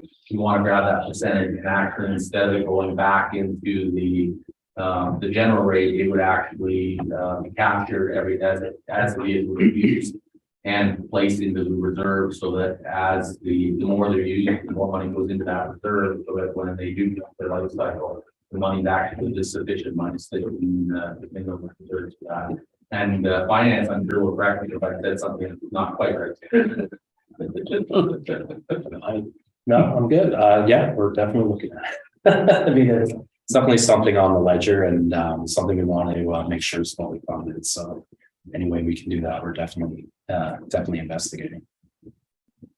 That sounds like a good move. We're invest. Councilor Project. Structuring in a break, I don't know, can we have 5 minutes or? Yes, as soon as we're done this session, this portion, we'll take a 10-minute break. Any other questions from council? Deputy Mayor? Yes, through the chair. This will be to engineering. I wanted to wait to ask this question because it wasn't exactly part of the main presentation. It's sort of in the annals of the budget binder, but I think it may be of interest. I wondered if the manager could describe in a little more detail the scope of work in D54, which is the Pruin Crescent and Sir John Johnson Drive reconstruction. Yeah. So D54, we budgeted for $50,000 in this fiscal year, and so the scope of works this year will be to begin due diligence investigations. And so those are things like geotechnical analysis, camera the sewer lines, do survey and things like that. The intent will be moving forward that we'll do a full road reconstruction project in that neighborhood, and we would be looking at doing anything that comes out of the due diligence investigations, which would include stormwater, water main replacements, the surface, asphalt surface, and so on. One of the things that has come out of the recent backwater pressure issues is the shared services of the water main to the houses.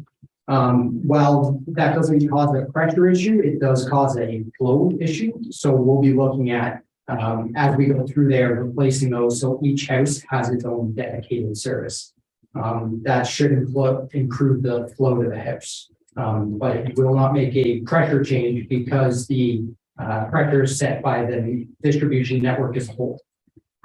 As well, we're also in the neighborhood looking at installing a new PRV. So that's under D14. And so that's a pressure reducing valve, which will again improve the flow to the community as a whole. And it focuses on things like improving fire flow within the community. If I could just add one thing to that, is also we're looking at the pedestrian needs of a lot of these older areas that don't have things like sidewalks and bike facilities and like that. Yeah, absolutely. Thank you, Mr. Scott. That'll be recommendations that we're seeing come out of the infrastructure master plan. And we are expecting to see those. And then once that gets approved, those plans can be incorporated into the total budget. So generally speaking, we look to plan these projects on a 3-year cycle. So the first year would be due diligence investigations. The second year would be detailed engineering design, and third year would be construction. But that's obviously contingent on what we find and funding and council and so on. Thank you. Any other, Councillor Parks? I think it, as a follow-up, in regards to splitting the service, I understand a lot of towns in that subdivision. They have one service that comes in and splits different houses. Will the owner be responsible for that splitting of the service, or is that something that's on the property, correct? Or is that something Yeah, through you, Mr. Mayor. So based on the as-bills that we've seen, what we find is that the shared service goes to the property line and then it splits, and then there's respective curb stops, the valves that control to the flow. So since we replaced to the curb stop, and that's on township property, we would be, as the township, replacing the shared services. And so then once it gets to the property line, it would be the homeowner's responsibility to replace that section of the service, but it wouldn't be shared. Again, that's based on the as-built drawings from the 1970s, which things can change. Thank you. Any other questions from council? I just have a couple, both for Public Works. If we're having the delays in even being able to place an order, we just ordered a 2021, if I remember correctly. Should we be getting approvals even further ahead than we are now, just so that we can have them on the list ready to go, or would that make any difference at this point? I considered that. I held off this year for a specific reason. One is we have the new development charge loader, which we are going to utilize as a plow. Instead of buying a traditional plow, we're going to use that as a plow. We have the plow going on a loader. A lot of the cities are using that type of equipment these days, which also allows them to use in summertime for other purposes rather than just sitting there all summer not being utilized. We really want to see how that works before we commit to what the design of the 2024 plow is going to look like. We don't know. It's currently a single axle plow in 2024. If the loader works the way we expect it's going to work, then we would probably order a tandem axle, the larger truck, similar to all our other fleet. If it doesn't work as well as we think, then we would probably go ahead with single axle. That's why we made this. We didn't consider bringing it forward, but I think that's one that we did want some time to assess where that was at. And I believe, it's similar with emergency services. They're looking at the timelines on getting these and bringing their pre-budget requests forward a little bit earlier so that they can get those chassis ordered. So Okay. And my last comment is actually a comment, not a question. The roads preservation. I'm glad to see that we're continuing with that, and I think probably expanding that as much as possible is probably the best way to alleviate the future debt in extending the life cycle of the roads and the infrastructure instead of age, because we can extend it significantly if we preserve it and do maintenance throughout the life of the infrastructure. So I'm glad to see that we're continuing and hope to see that grow. So back to council, any final questions or comments? Seeing none, we'll take a 10-minute break and be back about 7:45.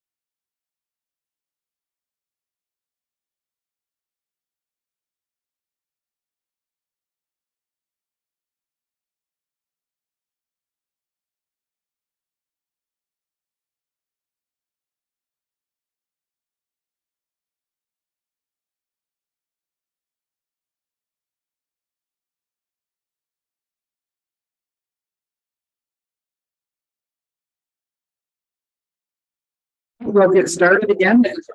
You know. That was one of my. Alex, hit the gavel. Yes.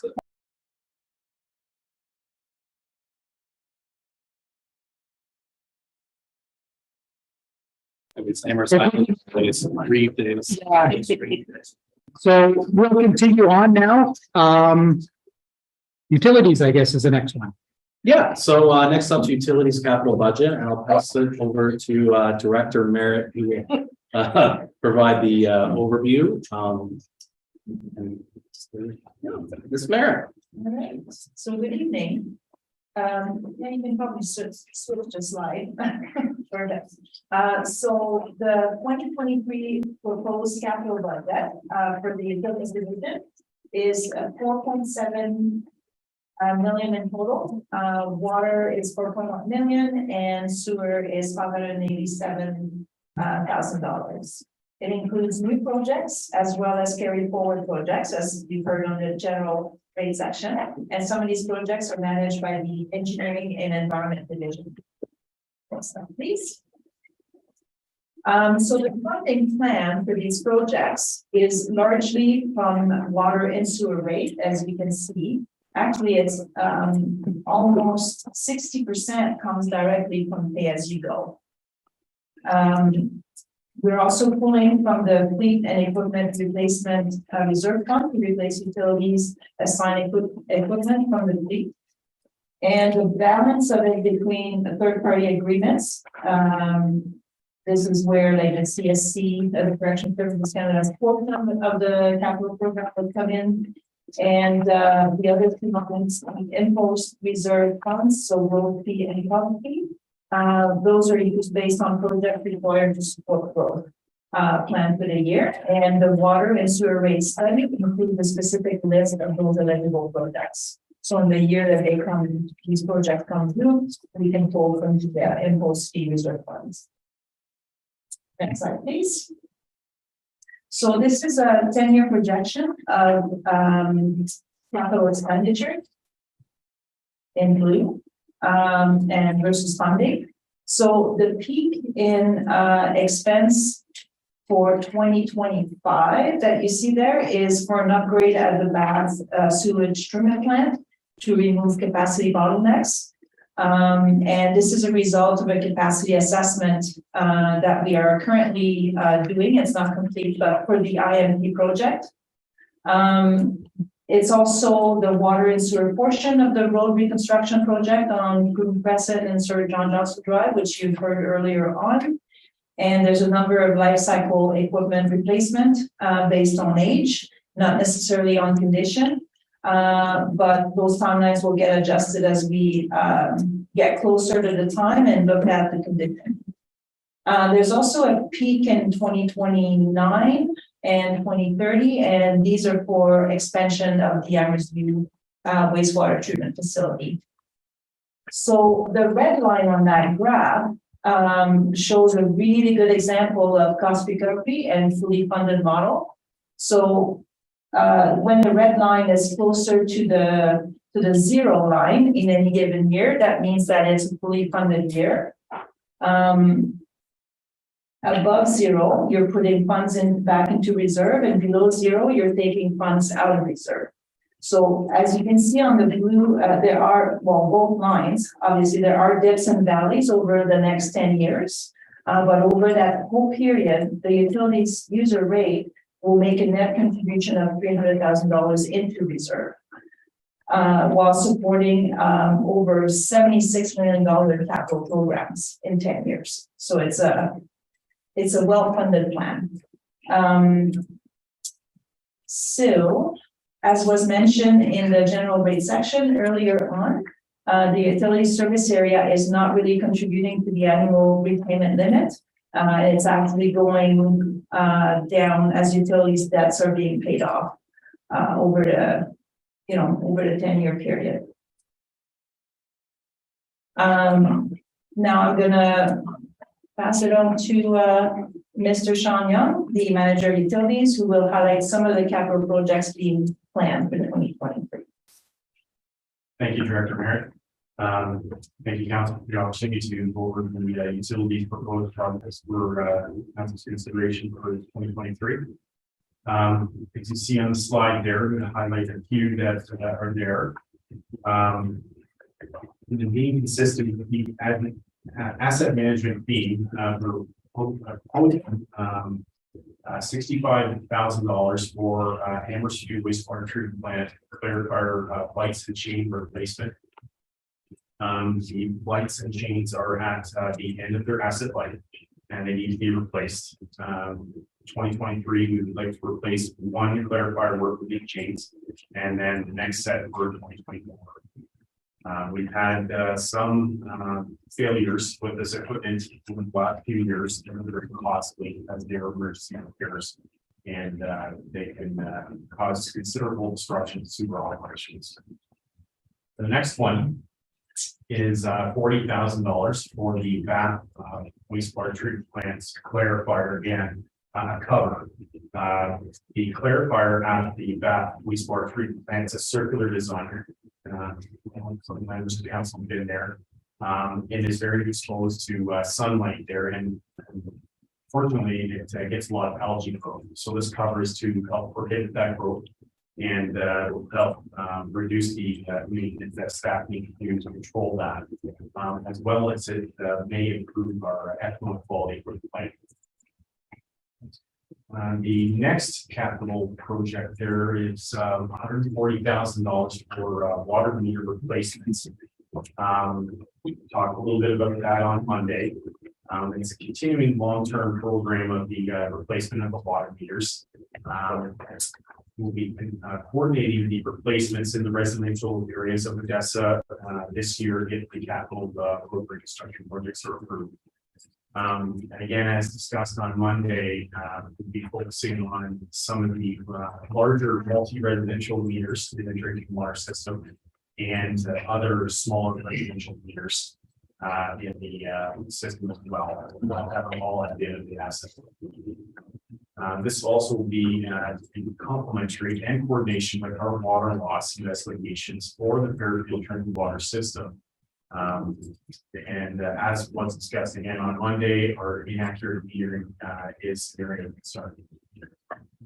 The final project is the $20,200 for higher replacements. Again, this is a long-term program. We are continuing to invest in replacing our oldest and damaged hydrants in the systems.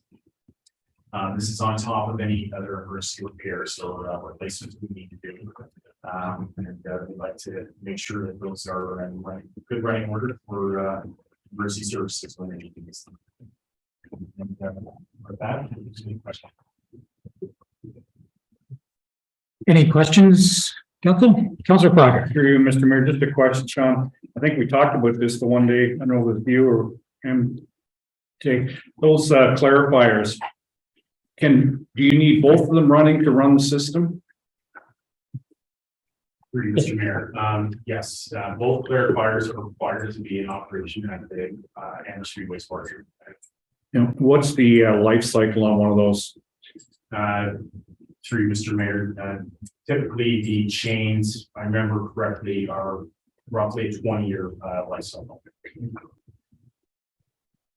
So in effect, if you bought one this year and one down the road, would the one you take out of service, would there be parts that would be good for the second one as a backup if needed, or is it just start over? Through Mr. Mayor, that's correct. Absolutely. There are some parts in there that have been swapped out through the last few years and that still have some useful life. We would utilize those for any repairs going forward. So given that they're about a 20-year cycle, do you see maybe stretching the purchase of the second one into maybe year 5, 6, 7, 8, ideally 10, so you're not running into back-to-back 10, 20 years down the road? Through you, Mr. Mayor. Yeah, very good question. We definitely will be taking a look at that once we get on site for the first replacement and the expert contractor that will be bringing down to take a look at it. We would assume that the other clarifier would be a similar shape and we get expert advice from that and possibly kick the project a little bit forward. Thank you. Any other questions or comments from council? Hearing none. Please continue. Yeah, so everyone's favorite slide. So this is just a reminder, budget is a policy document. And that no matter what council adopts, in order to implement several of these expenditures included, will include additional staff reports and council bylaws as we move forward. So next steps forward. So this is where we are now. Budget's being 2023 proposed budget's being presented and discussed. There are any amendments as required. The council would like to see. We would need recommendations to come out of the committee of the whole potentially. Could do it. They would be presented at the regular February 27th council meeting with the intent to adopt the budget bylaw at the March 13th council meeting officially. No matter what does happen tonight, I did just want to bring this slide up because there is going to be a report coming on February 13th, Monday night at regular council. Just due to the timing of staffing student needs, no matter what happens tonight, we would like the committee of the whole to recommend that council pre-approve any budget associated with summer student wages contained in each respective department's budget, as the timing and advertising for these jobs happened yesterday. So in saying that, I'm just going to park it here. Here's the 2023 budget highlights. Yeah, and then I'll kick it back to you, Mr. Chair. Okay.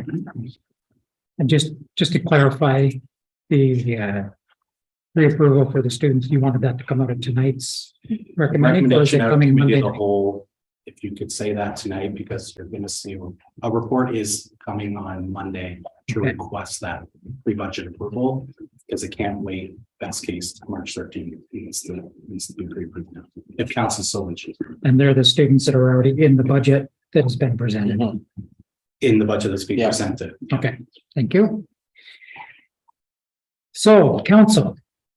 We've got the budget, we've gone through it, the draft. Are there any comments, questions?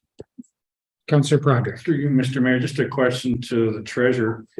And we talked about this, I think, before, but at 1.6, what does each point equivalent to? If you, let's say if we moved it down, if we wanted to go to 1.5, what would be the difference monetarily? So a 1%, 1% either way is just not, it's about $195,000. A nice round number is 1% equals $200,000 in the levy. So a tenth of a point down would be about $20,000. Councillor Parks. This is more for you. From the county perspective, Yes. when will you get finalized their numbers? Well, we're going to have at least one more meeting in committee, and then it would have to go to approval. We probably, if I'm thinking that within a month, we'll pretty much know what it's going to be. Of course, the bylaw would come after that. So it'll be after we finish. Yes, because at this point, all we're looking at is hours, the 1.6, and then we've already got confirmation education is 0. So the county would just be added on to the 1.6 after that. My concern is because it's a fairly substantial ask from the township or from the county that it will affect our residents significantly. Yes, and that's what the deputy and myself tried to relay. That was my question. Here's okay. Any other questions or comments from Councillor Willis? Through you, Mr. Mayor. To Ms. Lamb, I believe. Earlier in the year, we talked about a study to look at splash pads and feasibility and potential on that. I don't see any money in the budget for consulting fees or anything. So should we anticipate that comes as a special project through the year? Is there a buffer in here for those types of things? I can certainly answer that. So the plan for the splash pad is in 2023 to do the consultation. We're anticipating actually a second meeting internally on that next week to talk about how we're going to bring that forward. However, the consultation will take place, we anticipate early summer, with results coming back to council for consideration in the 2024 budget. Thank you. Councillor Ennis. Through you, Mr. Mayor. Someone can give me a history lesson where in 2019, the township, it was 1.2%. And then in 2022, it was 7.4. Just wondering, what was the explanation for that kind of low and then the base high? Yeah, so I guess I can give a history lesson. Sure. Even though you've been here much longer. So part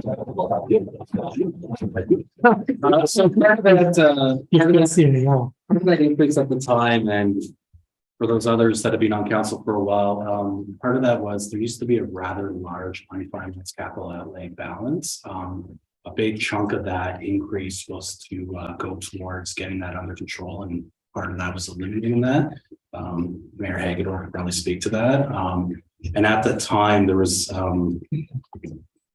choose my words carefully, part of the goal that year, the township rate was high, but based on other external factors, such as the education rate going down that year, we were able to still keep the overall rate much below that while getting caught up on the unfinanced capital outlay. That's the best way I can say that. Anything that, no, but both covered it. Thanks. Any other questions or comments from council? I'm gonna have one in a minute. Did you have one? Okay. Councilor Councilor Prague. Mayor, and maybe this is for the treasurer. I went through all the different projects, D, and I think you've already answered it, but I'm gonna ask it anyways. In a lot of projects, we see like 1 or 2 years where the first year is very low in terms of the numbers, and then the second, third year are high. So can I make the assumption that those first years are the due diligence or the consultant fees? Yeah, typically when you see that, and engineering manager, Ms. McDowell can speak to it. Typically that's design up front with construction to follow. That's typically why you would see maybe 50 or 75,000 1 year for the design, and the next year might have a possible care or projected. That's not to say that the total construction budget has been approved for future years. You're getting the design now, but it would be leading to possible construction. Yeah, so in theory, there could be a plan that was approved 3 years ago that's sitting somewhere because it was never approved the next year. Yeah, correct. Okay, through the mayor again. The next question then is, how much do we spend on consultants in a year? The only reason I ask is because I totaled 718,000. If that sort of discussion point is, due diligence, that's a guesstimate.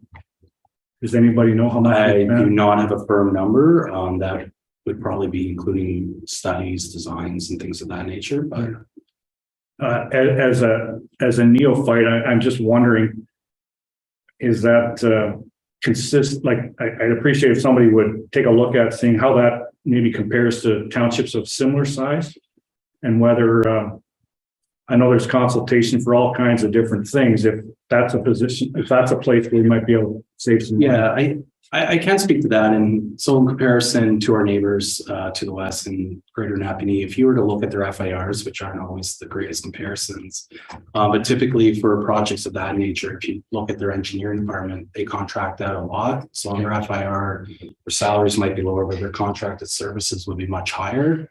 Whereas we might have higher staffing complements. So that 700,000 would probably be pretty low in comparison. It depends on staffing levels and things of that nature. So you really have to look at it more in its totality in that nature. So in a general sense, and I'm just going to use the term big, our bigger projects would most often be contracted out. Part of the design and stuff. Yeah. We do have internal staff depending on the project that would project manage it. But yes, certainly designs can be dependent on the project.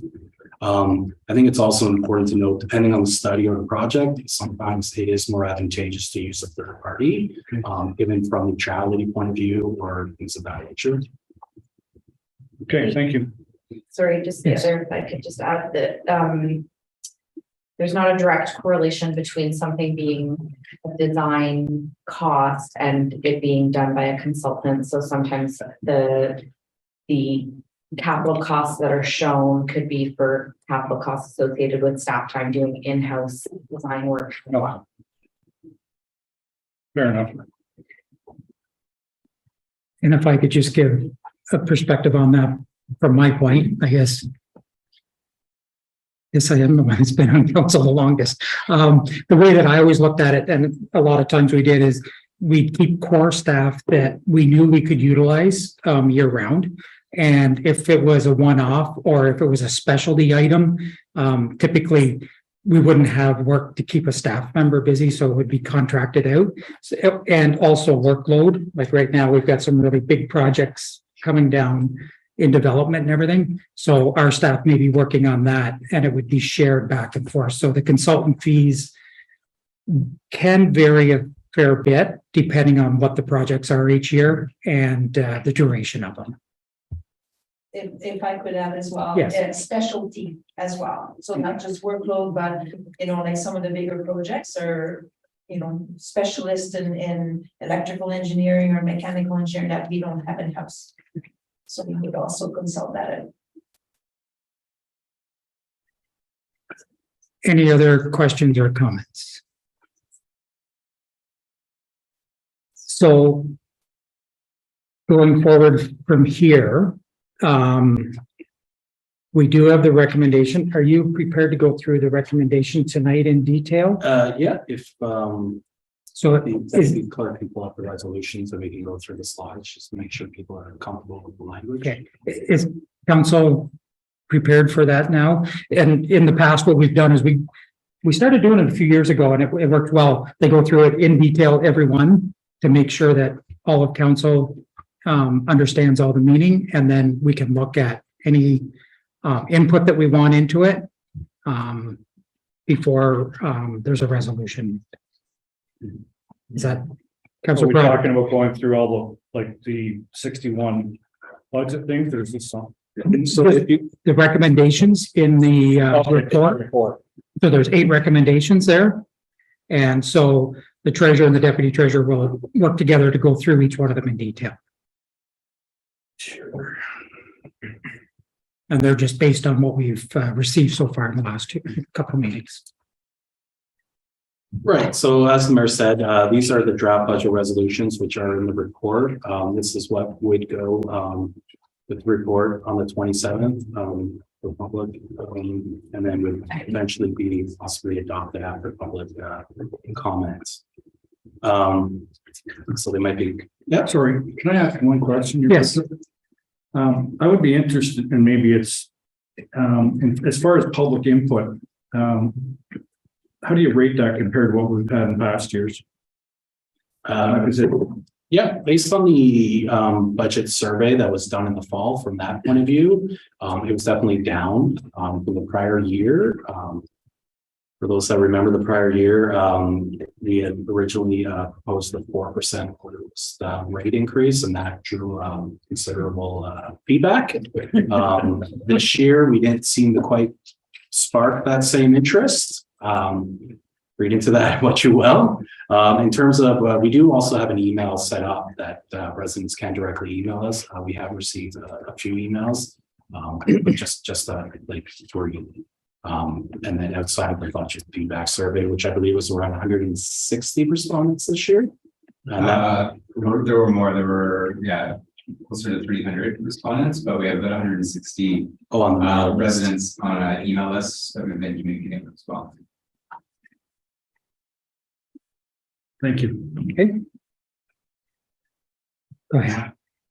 So the first resolution would read as the 2023 general rate operating budget be received as follows, and I apologize, I'm going to read it directly because that is the language.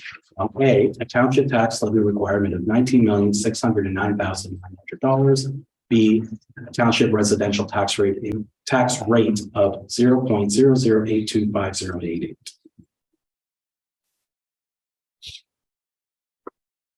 The next resolution would be the 2023 service area operating budget be received as follows. A, $1,084,200 for Amherst Youth Transit. B, $5,002,500 for Amherst Island Ferry. C, $12,262,200 for utilities.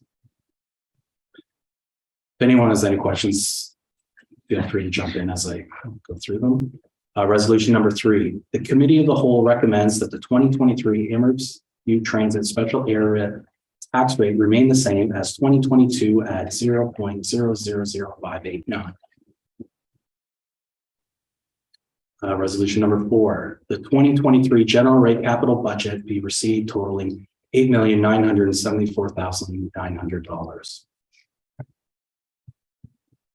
Resolution number 5, the 2023 utilities capital budget be received totaling $4,665,300.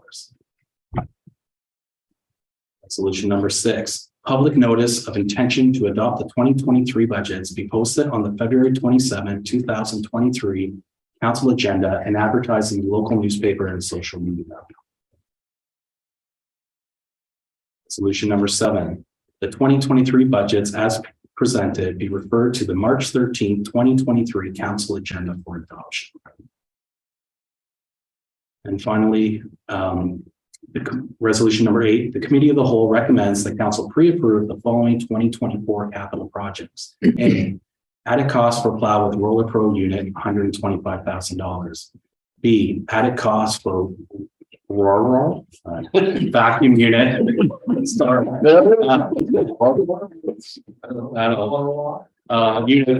for system, $75,000. I couldn't get through it without something. C, replacement of 1993 Pierce pumper E4393, $800,000. So that is the resolutions. That's up. Can't have some levity. What can we have? And would you add item D as the student, the pre-approval for the student, summer students? It was requested. Something to say to that. Yeah, if it's on the council agenda, you would need an approval through the committee of the whole. It would be on there unless there's discussion. I could say the committee of the whole. So they can just approve that Monday night. Okay, Sorry. we don't need to do that tonight. Okay. It says I'm disregarded. So. Start with the first one. Sorry, just one other, the notice has gone on the February 13th agenda, not on the February 27th, because public meeting will be on the 27th. Exactly. Okay.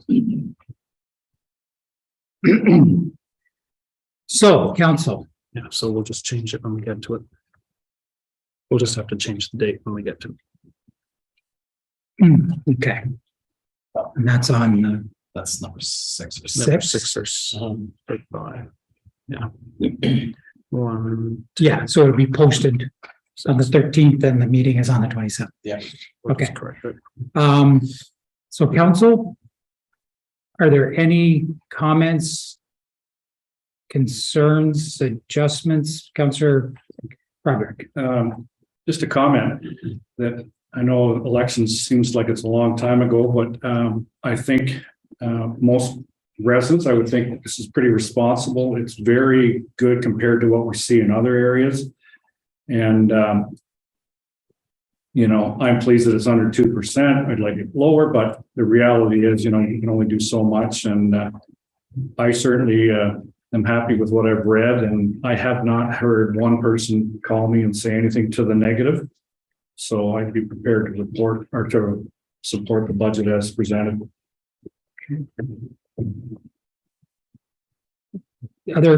Anyone else on council? I just Councillor have a Will. question. Yes. The recommendation can't count. The 2023 budgets be presented as presented, be referred to the March 13th meeting. So does that mean that there will be no changes or adjustments to the budget, or? If we want any changes or adjustments, we bring that forward tonight and it can go back to staff for them to work it into the budget or see how it can be worked in. Or Otherwise, pardon me? After the public meeting? Yes, after the public meeting, there's still an opportunity. We get the input from the public. Typically, once the committee of the whole passes a recommendation, then we're saying council is satisfied with it. And then it goes to the public meeting for public input. Thank you. Any other questions or comments? Deputy. Just through you, your worship, just a comment to follow up on Councillor Product's remarks. I was trying to actually find the agenda package for Stone Mills, but last night, our colleagues from Stone Mills, just to use an example, I think they're coming in at over 5% for them. You know, I think it's laudable for our staff to have come in off the bat with us for a 1.6. You know, that's a lot of work and a lot of pencil sharpening that represents, you know, from square one. And so just to echo Councillor Broderick's remarks about, you know, comparison to our neighbors, that's pretty good. Again, you know, to Councillor Parks and Councillor Broderick's comments about county, you know, unfortunately, we have very little control over that. And the mayor and I are only 2 of 8. As we said, we definitely made our pitch and we're maybe the bad guys last night, but you know, we can only do what we can do. But, you know, we have to look after our own backyard here. And I think staff have done a great job. Thank you. Any other members have any comments or questions? If not, I'll just share my thoughts. I agree basically with Councillor Broderick and Deputy Mayor Townend, especially with the rate of inflation that we're in right now. To come in with something like this and still have a solid work plan going forward for the year, I think is it's been a challenge. And I guess I'm in the office more than what I thought I would be. Yes. Maybe more than staff would want me to be.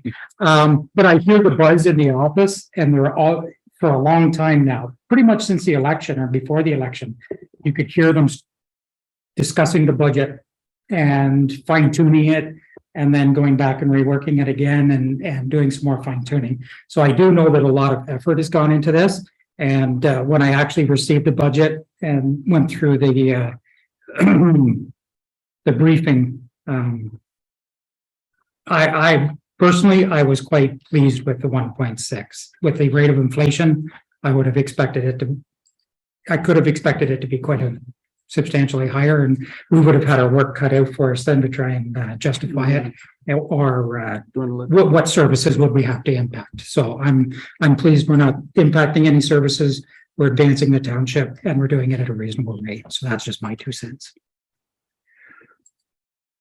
So we are the committee of the whole. The rules are somewhat relaxed. So I'm just going to ask again, anyone have anything further to share? I would just add to one other thing. I would add that, you know, we're still coming out of COVID, and I think this gives the taxpayer a bit of a break on, like the deputy mayor said, other areas that are 5, 6, some 7%. And, you know, I think it's sort of recognition that we've all gone through 2 or 3 years of struggles, and maybe this is just a bit of a break on some of the inflationary trends we see around us every day. So if there's no further comments or questions, we do have the recommendations. We've gone through them. Not to flog a dead horse, but I would say we'd go back through them again and make sure our language is what it needs to be, particularly on that one resolution, on the dates. Sure. Yeah.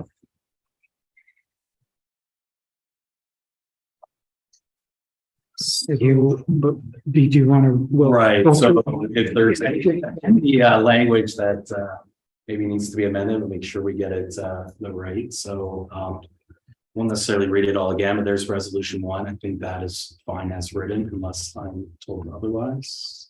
Can I just ask a general question on this? Yes. Do we have to approve each one or can we approve them as a whole if there's no changes? Good question.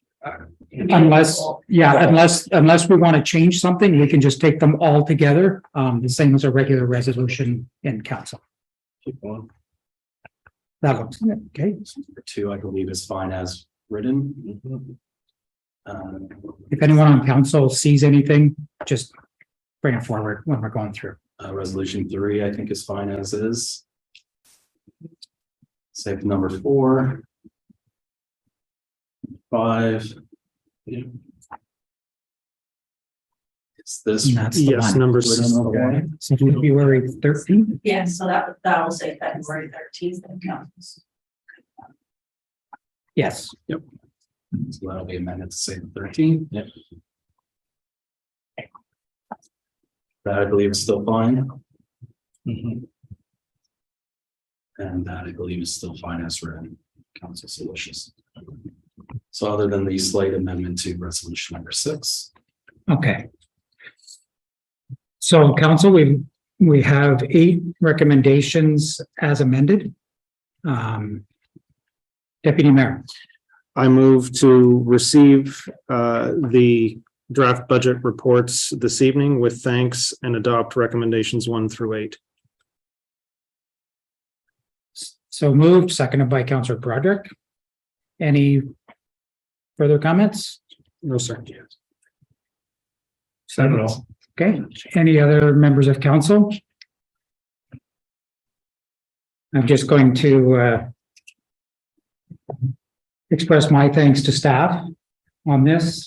I know we're in camera, so it's not in camera, we're in committee, so it's a little bit, we don't have as big an audience, but we have a lot of staff in the room here. Every one of them brought their expertise to be able to explain what was presented over the last 2 nights. And have also been very engaged in bringing it to this stage. So I just wanted to extend my gratitude, my thanks for all the work that's gone into it, all the planning, calculations, and then presenting to council and presenting it in a way that we've always said we're a very diverse council with a lot of different backgrounds. And you explained it, and every single one of us were able to understand it and come to make this resolution tonight. So I just wanted to say thanks to staff for getting us to this stage and bringing it in a very, I believe, very reasonable budget. So with that, back to the mover. Seeing none, I'll call the question. All those in favor, please raise a hand. Motion is passed. Yes, The February 16th meeting next Thursday night can be canceled. will be canceled. February 16th will be canceled. So unless there's something I missed, the next is a motion for adjournment. Do I have a mover? Councillor Willis, seconded by Councillor Parks. All those in favor, please raise a hand. Motion is passed. And thank you, council. Everyone. Is that everybody?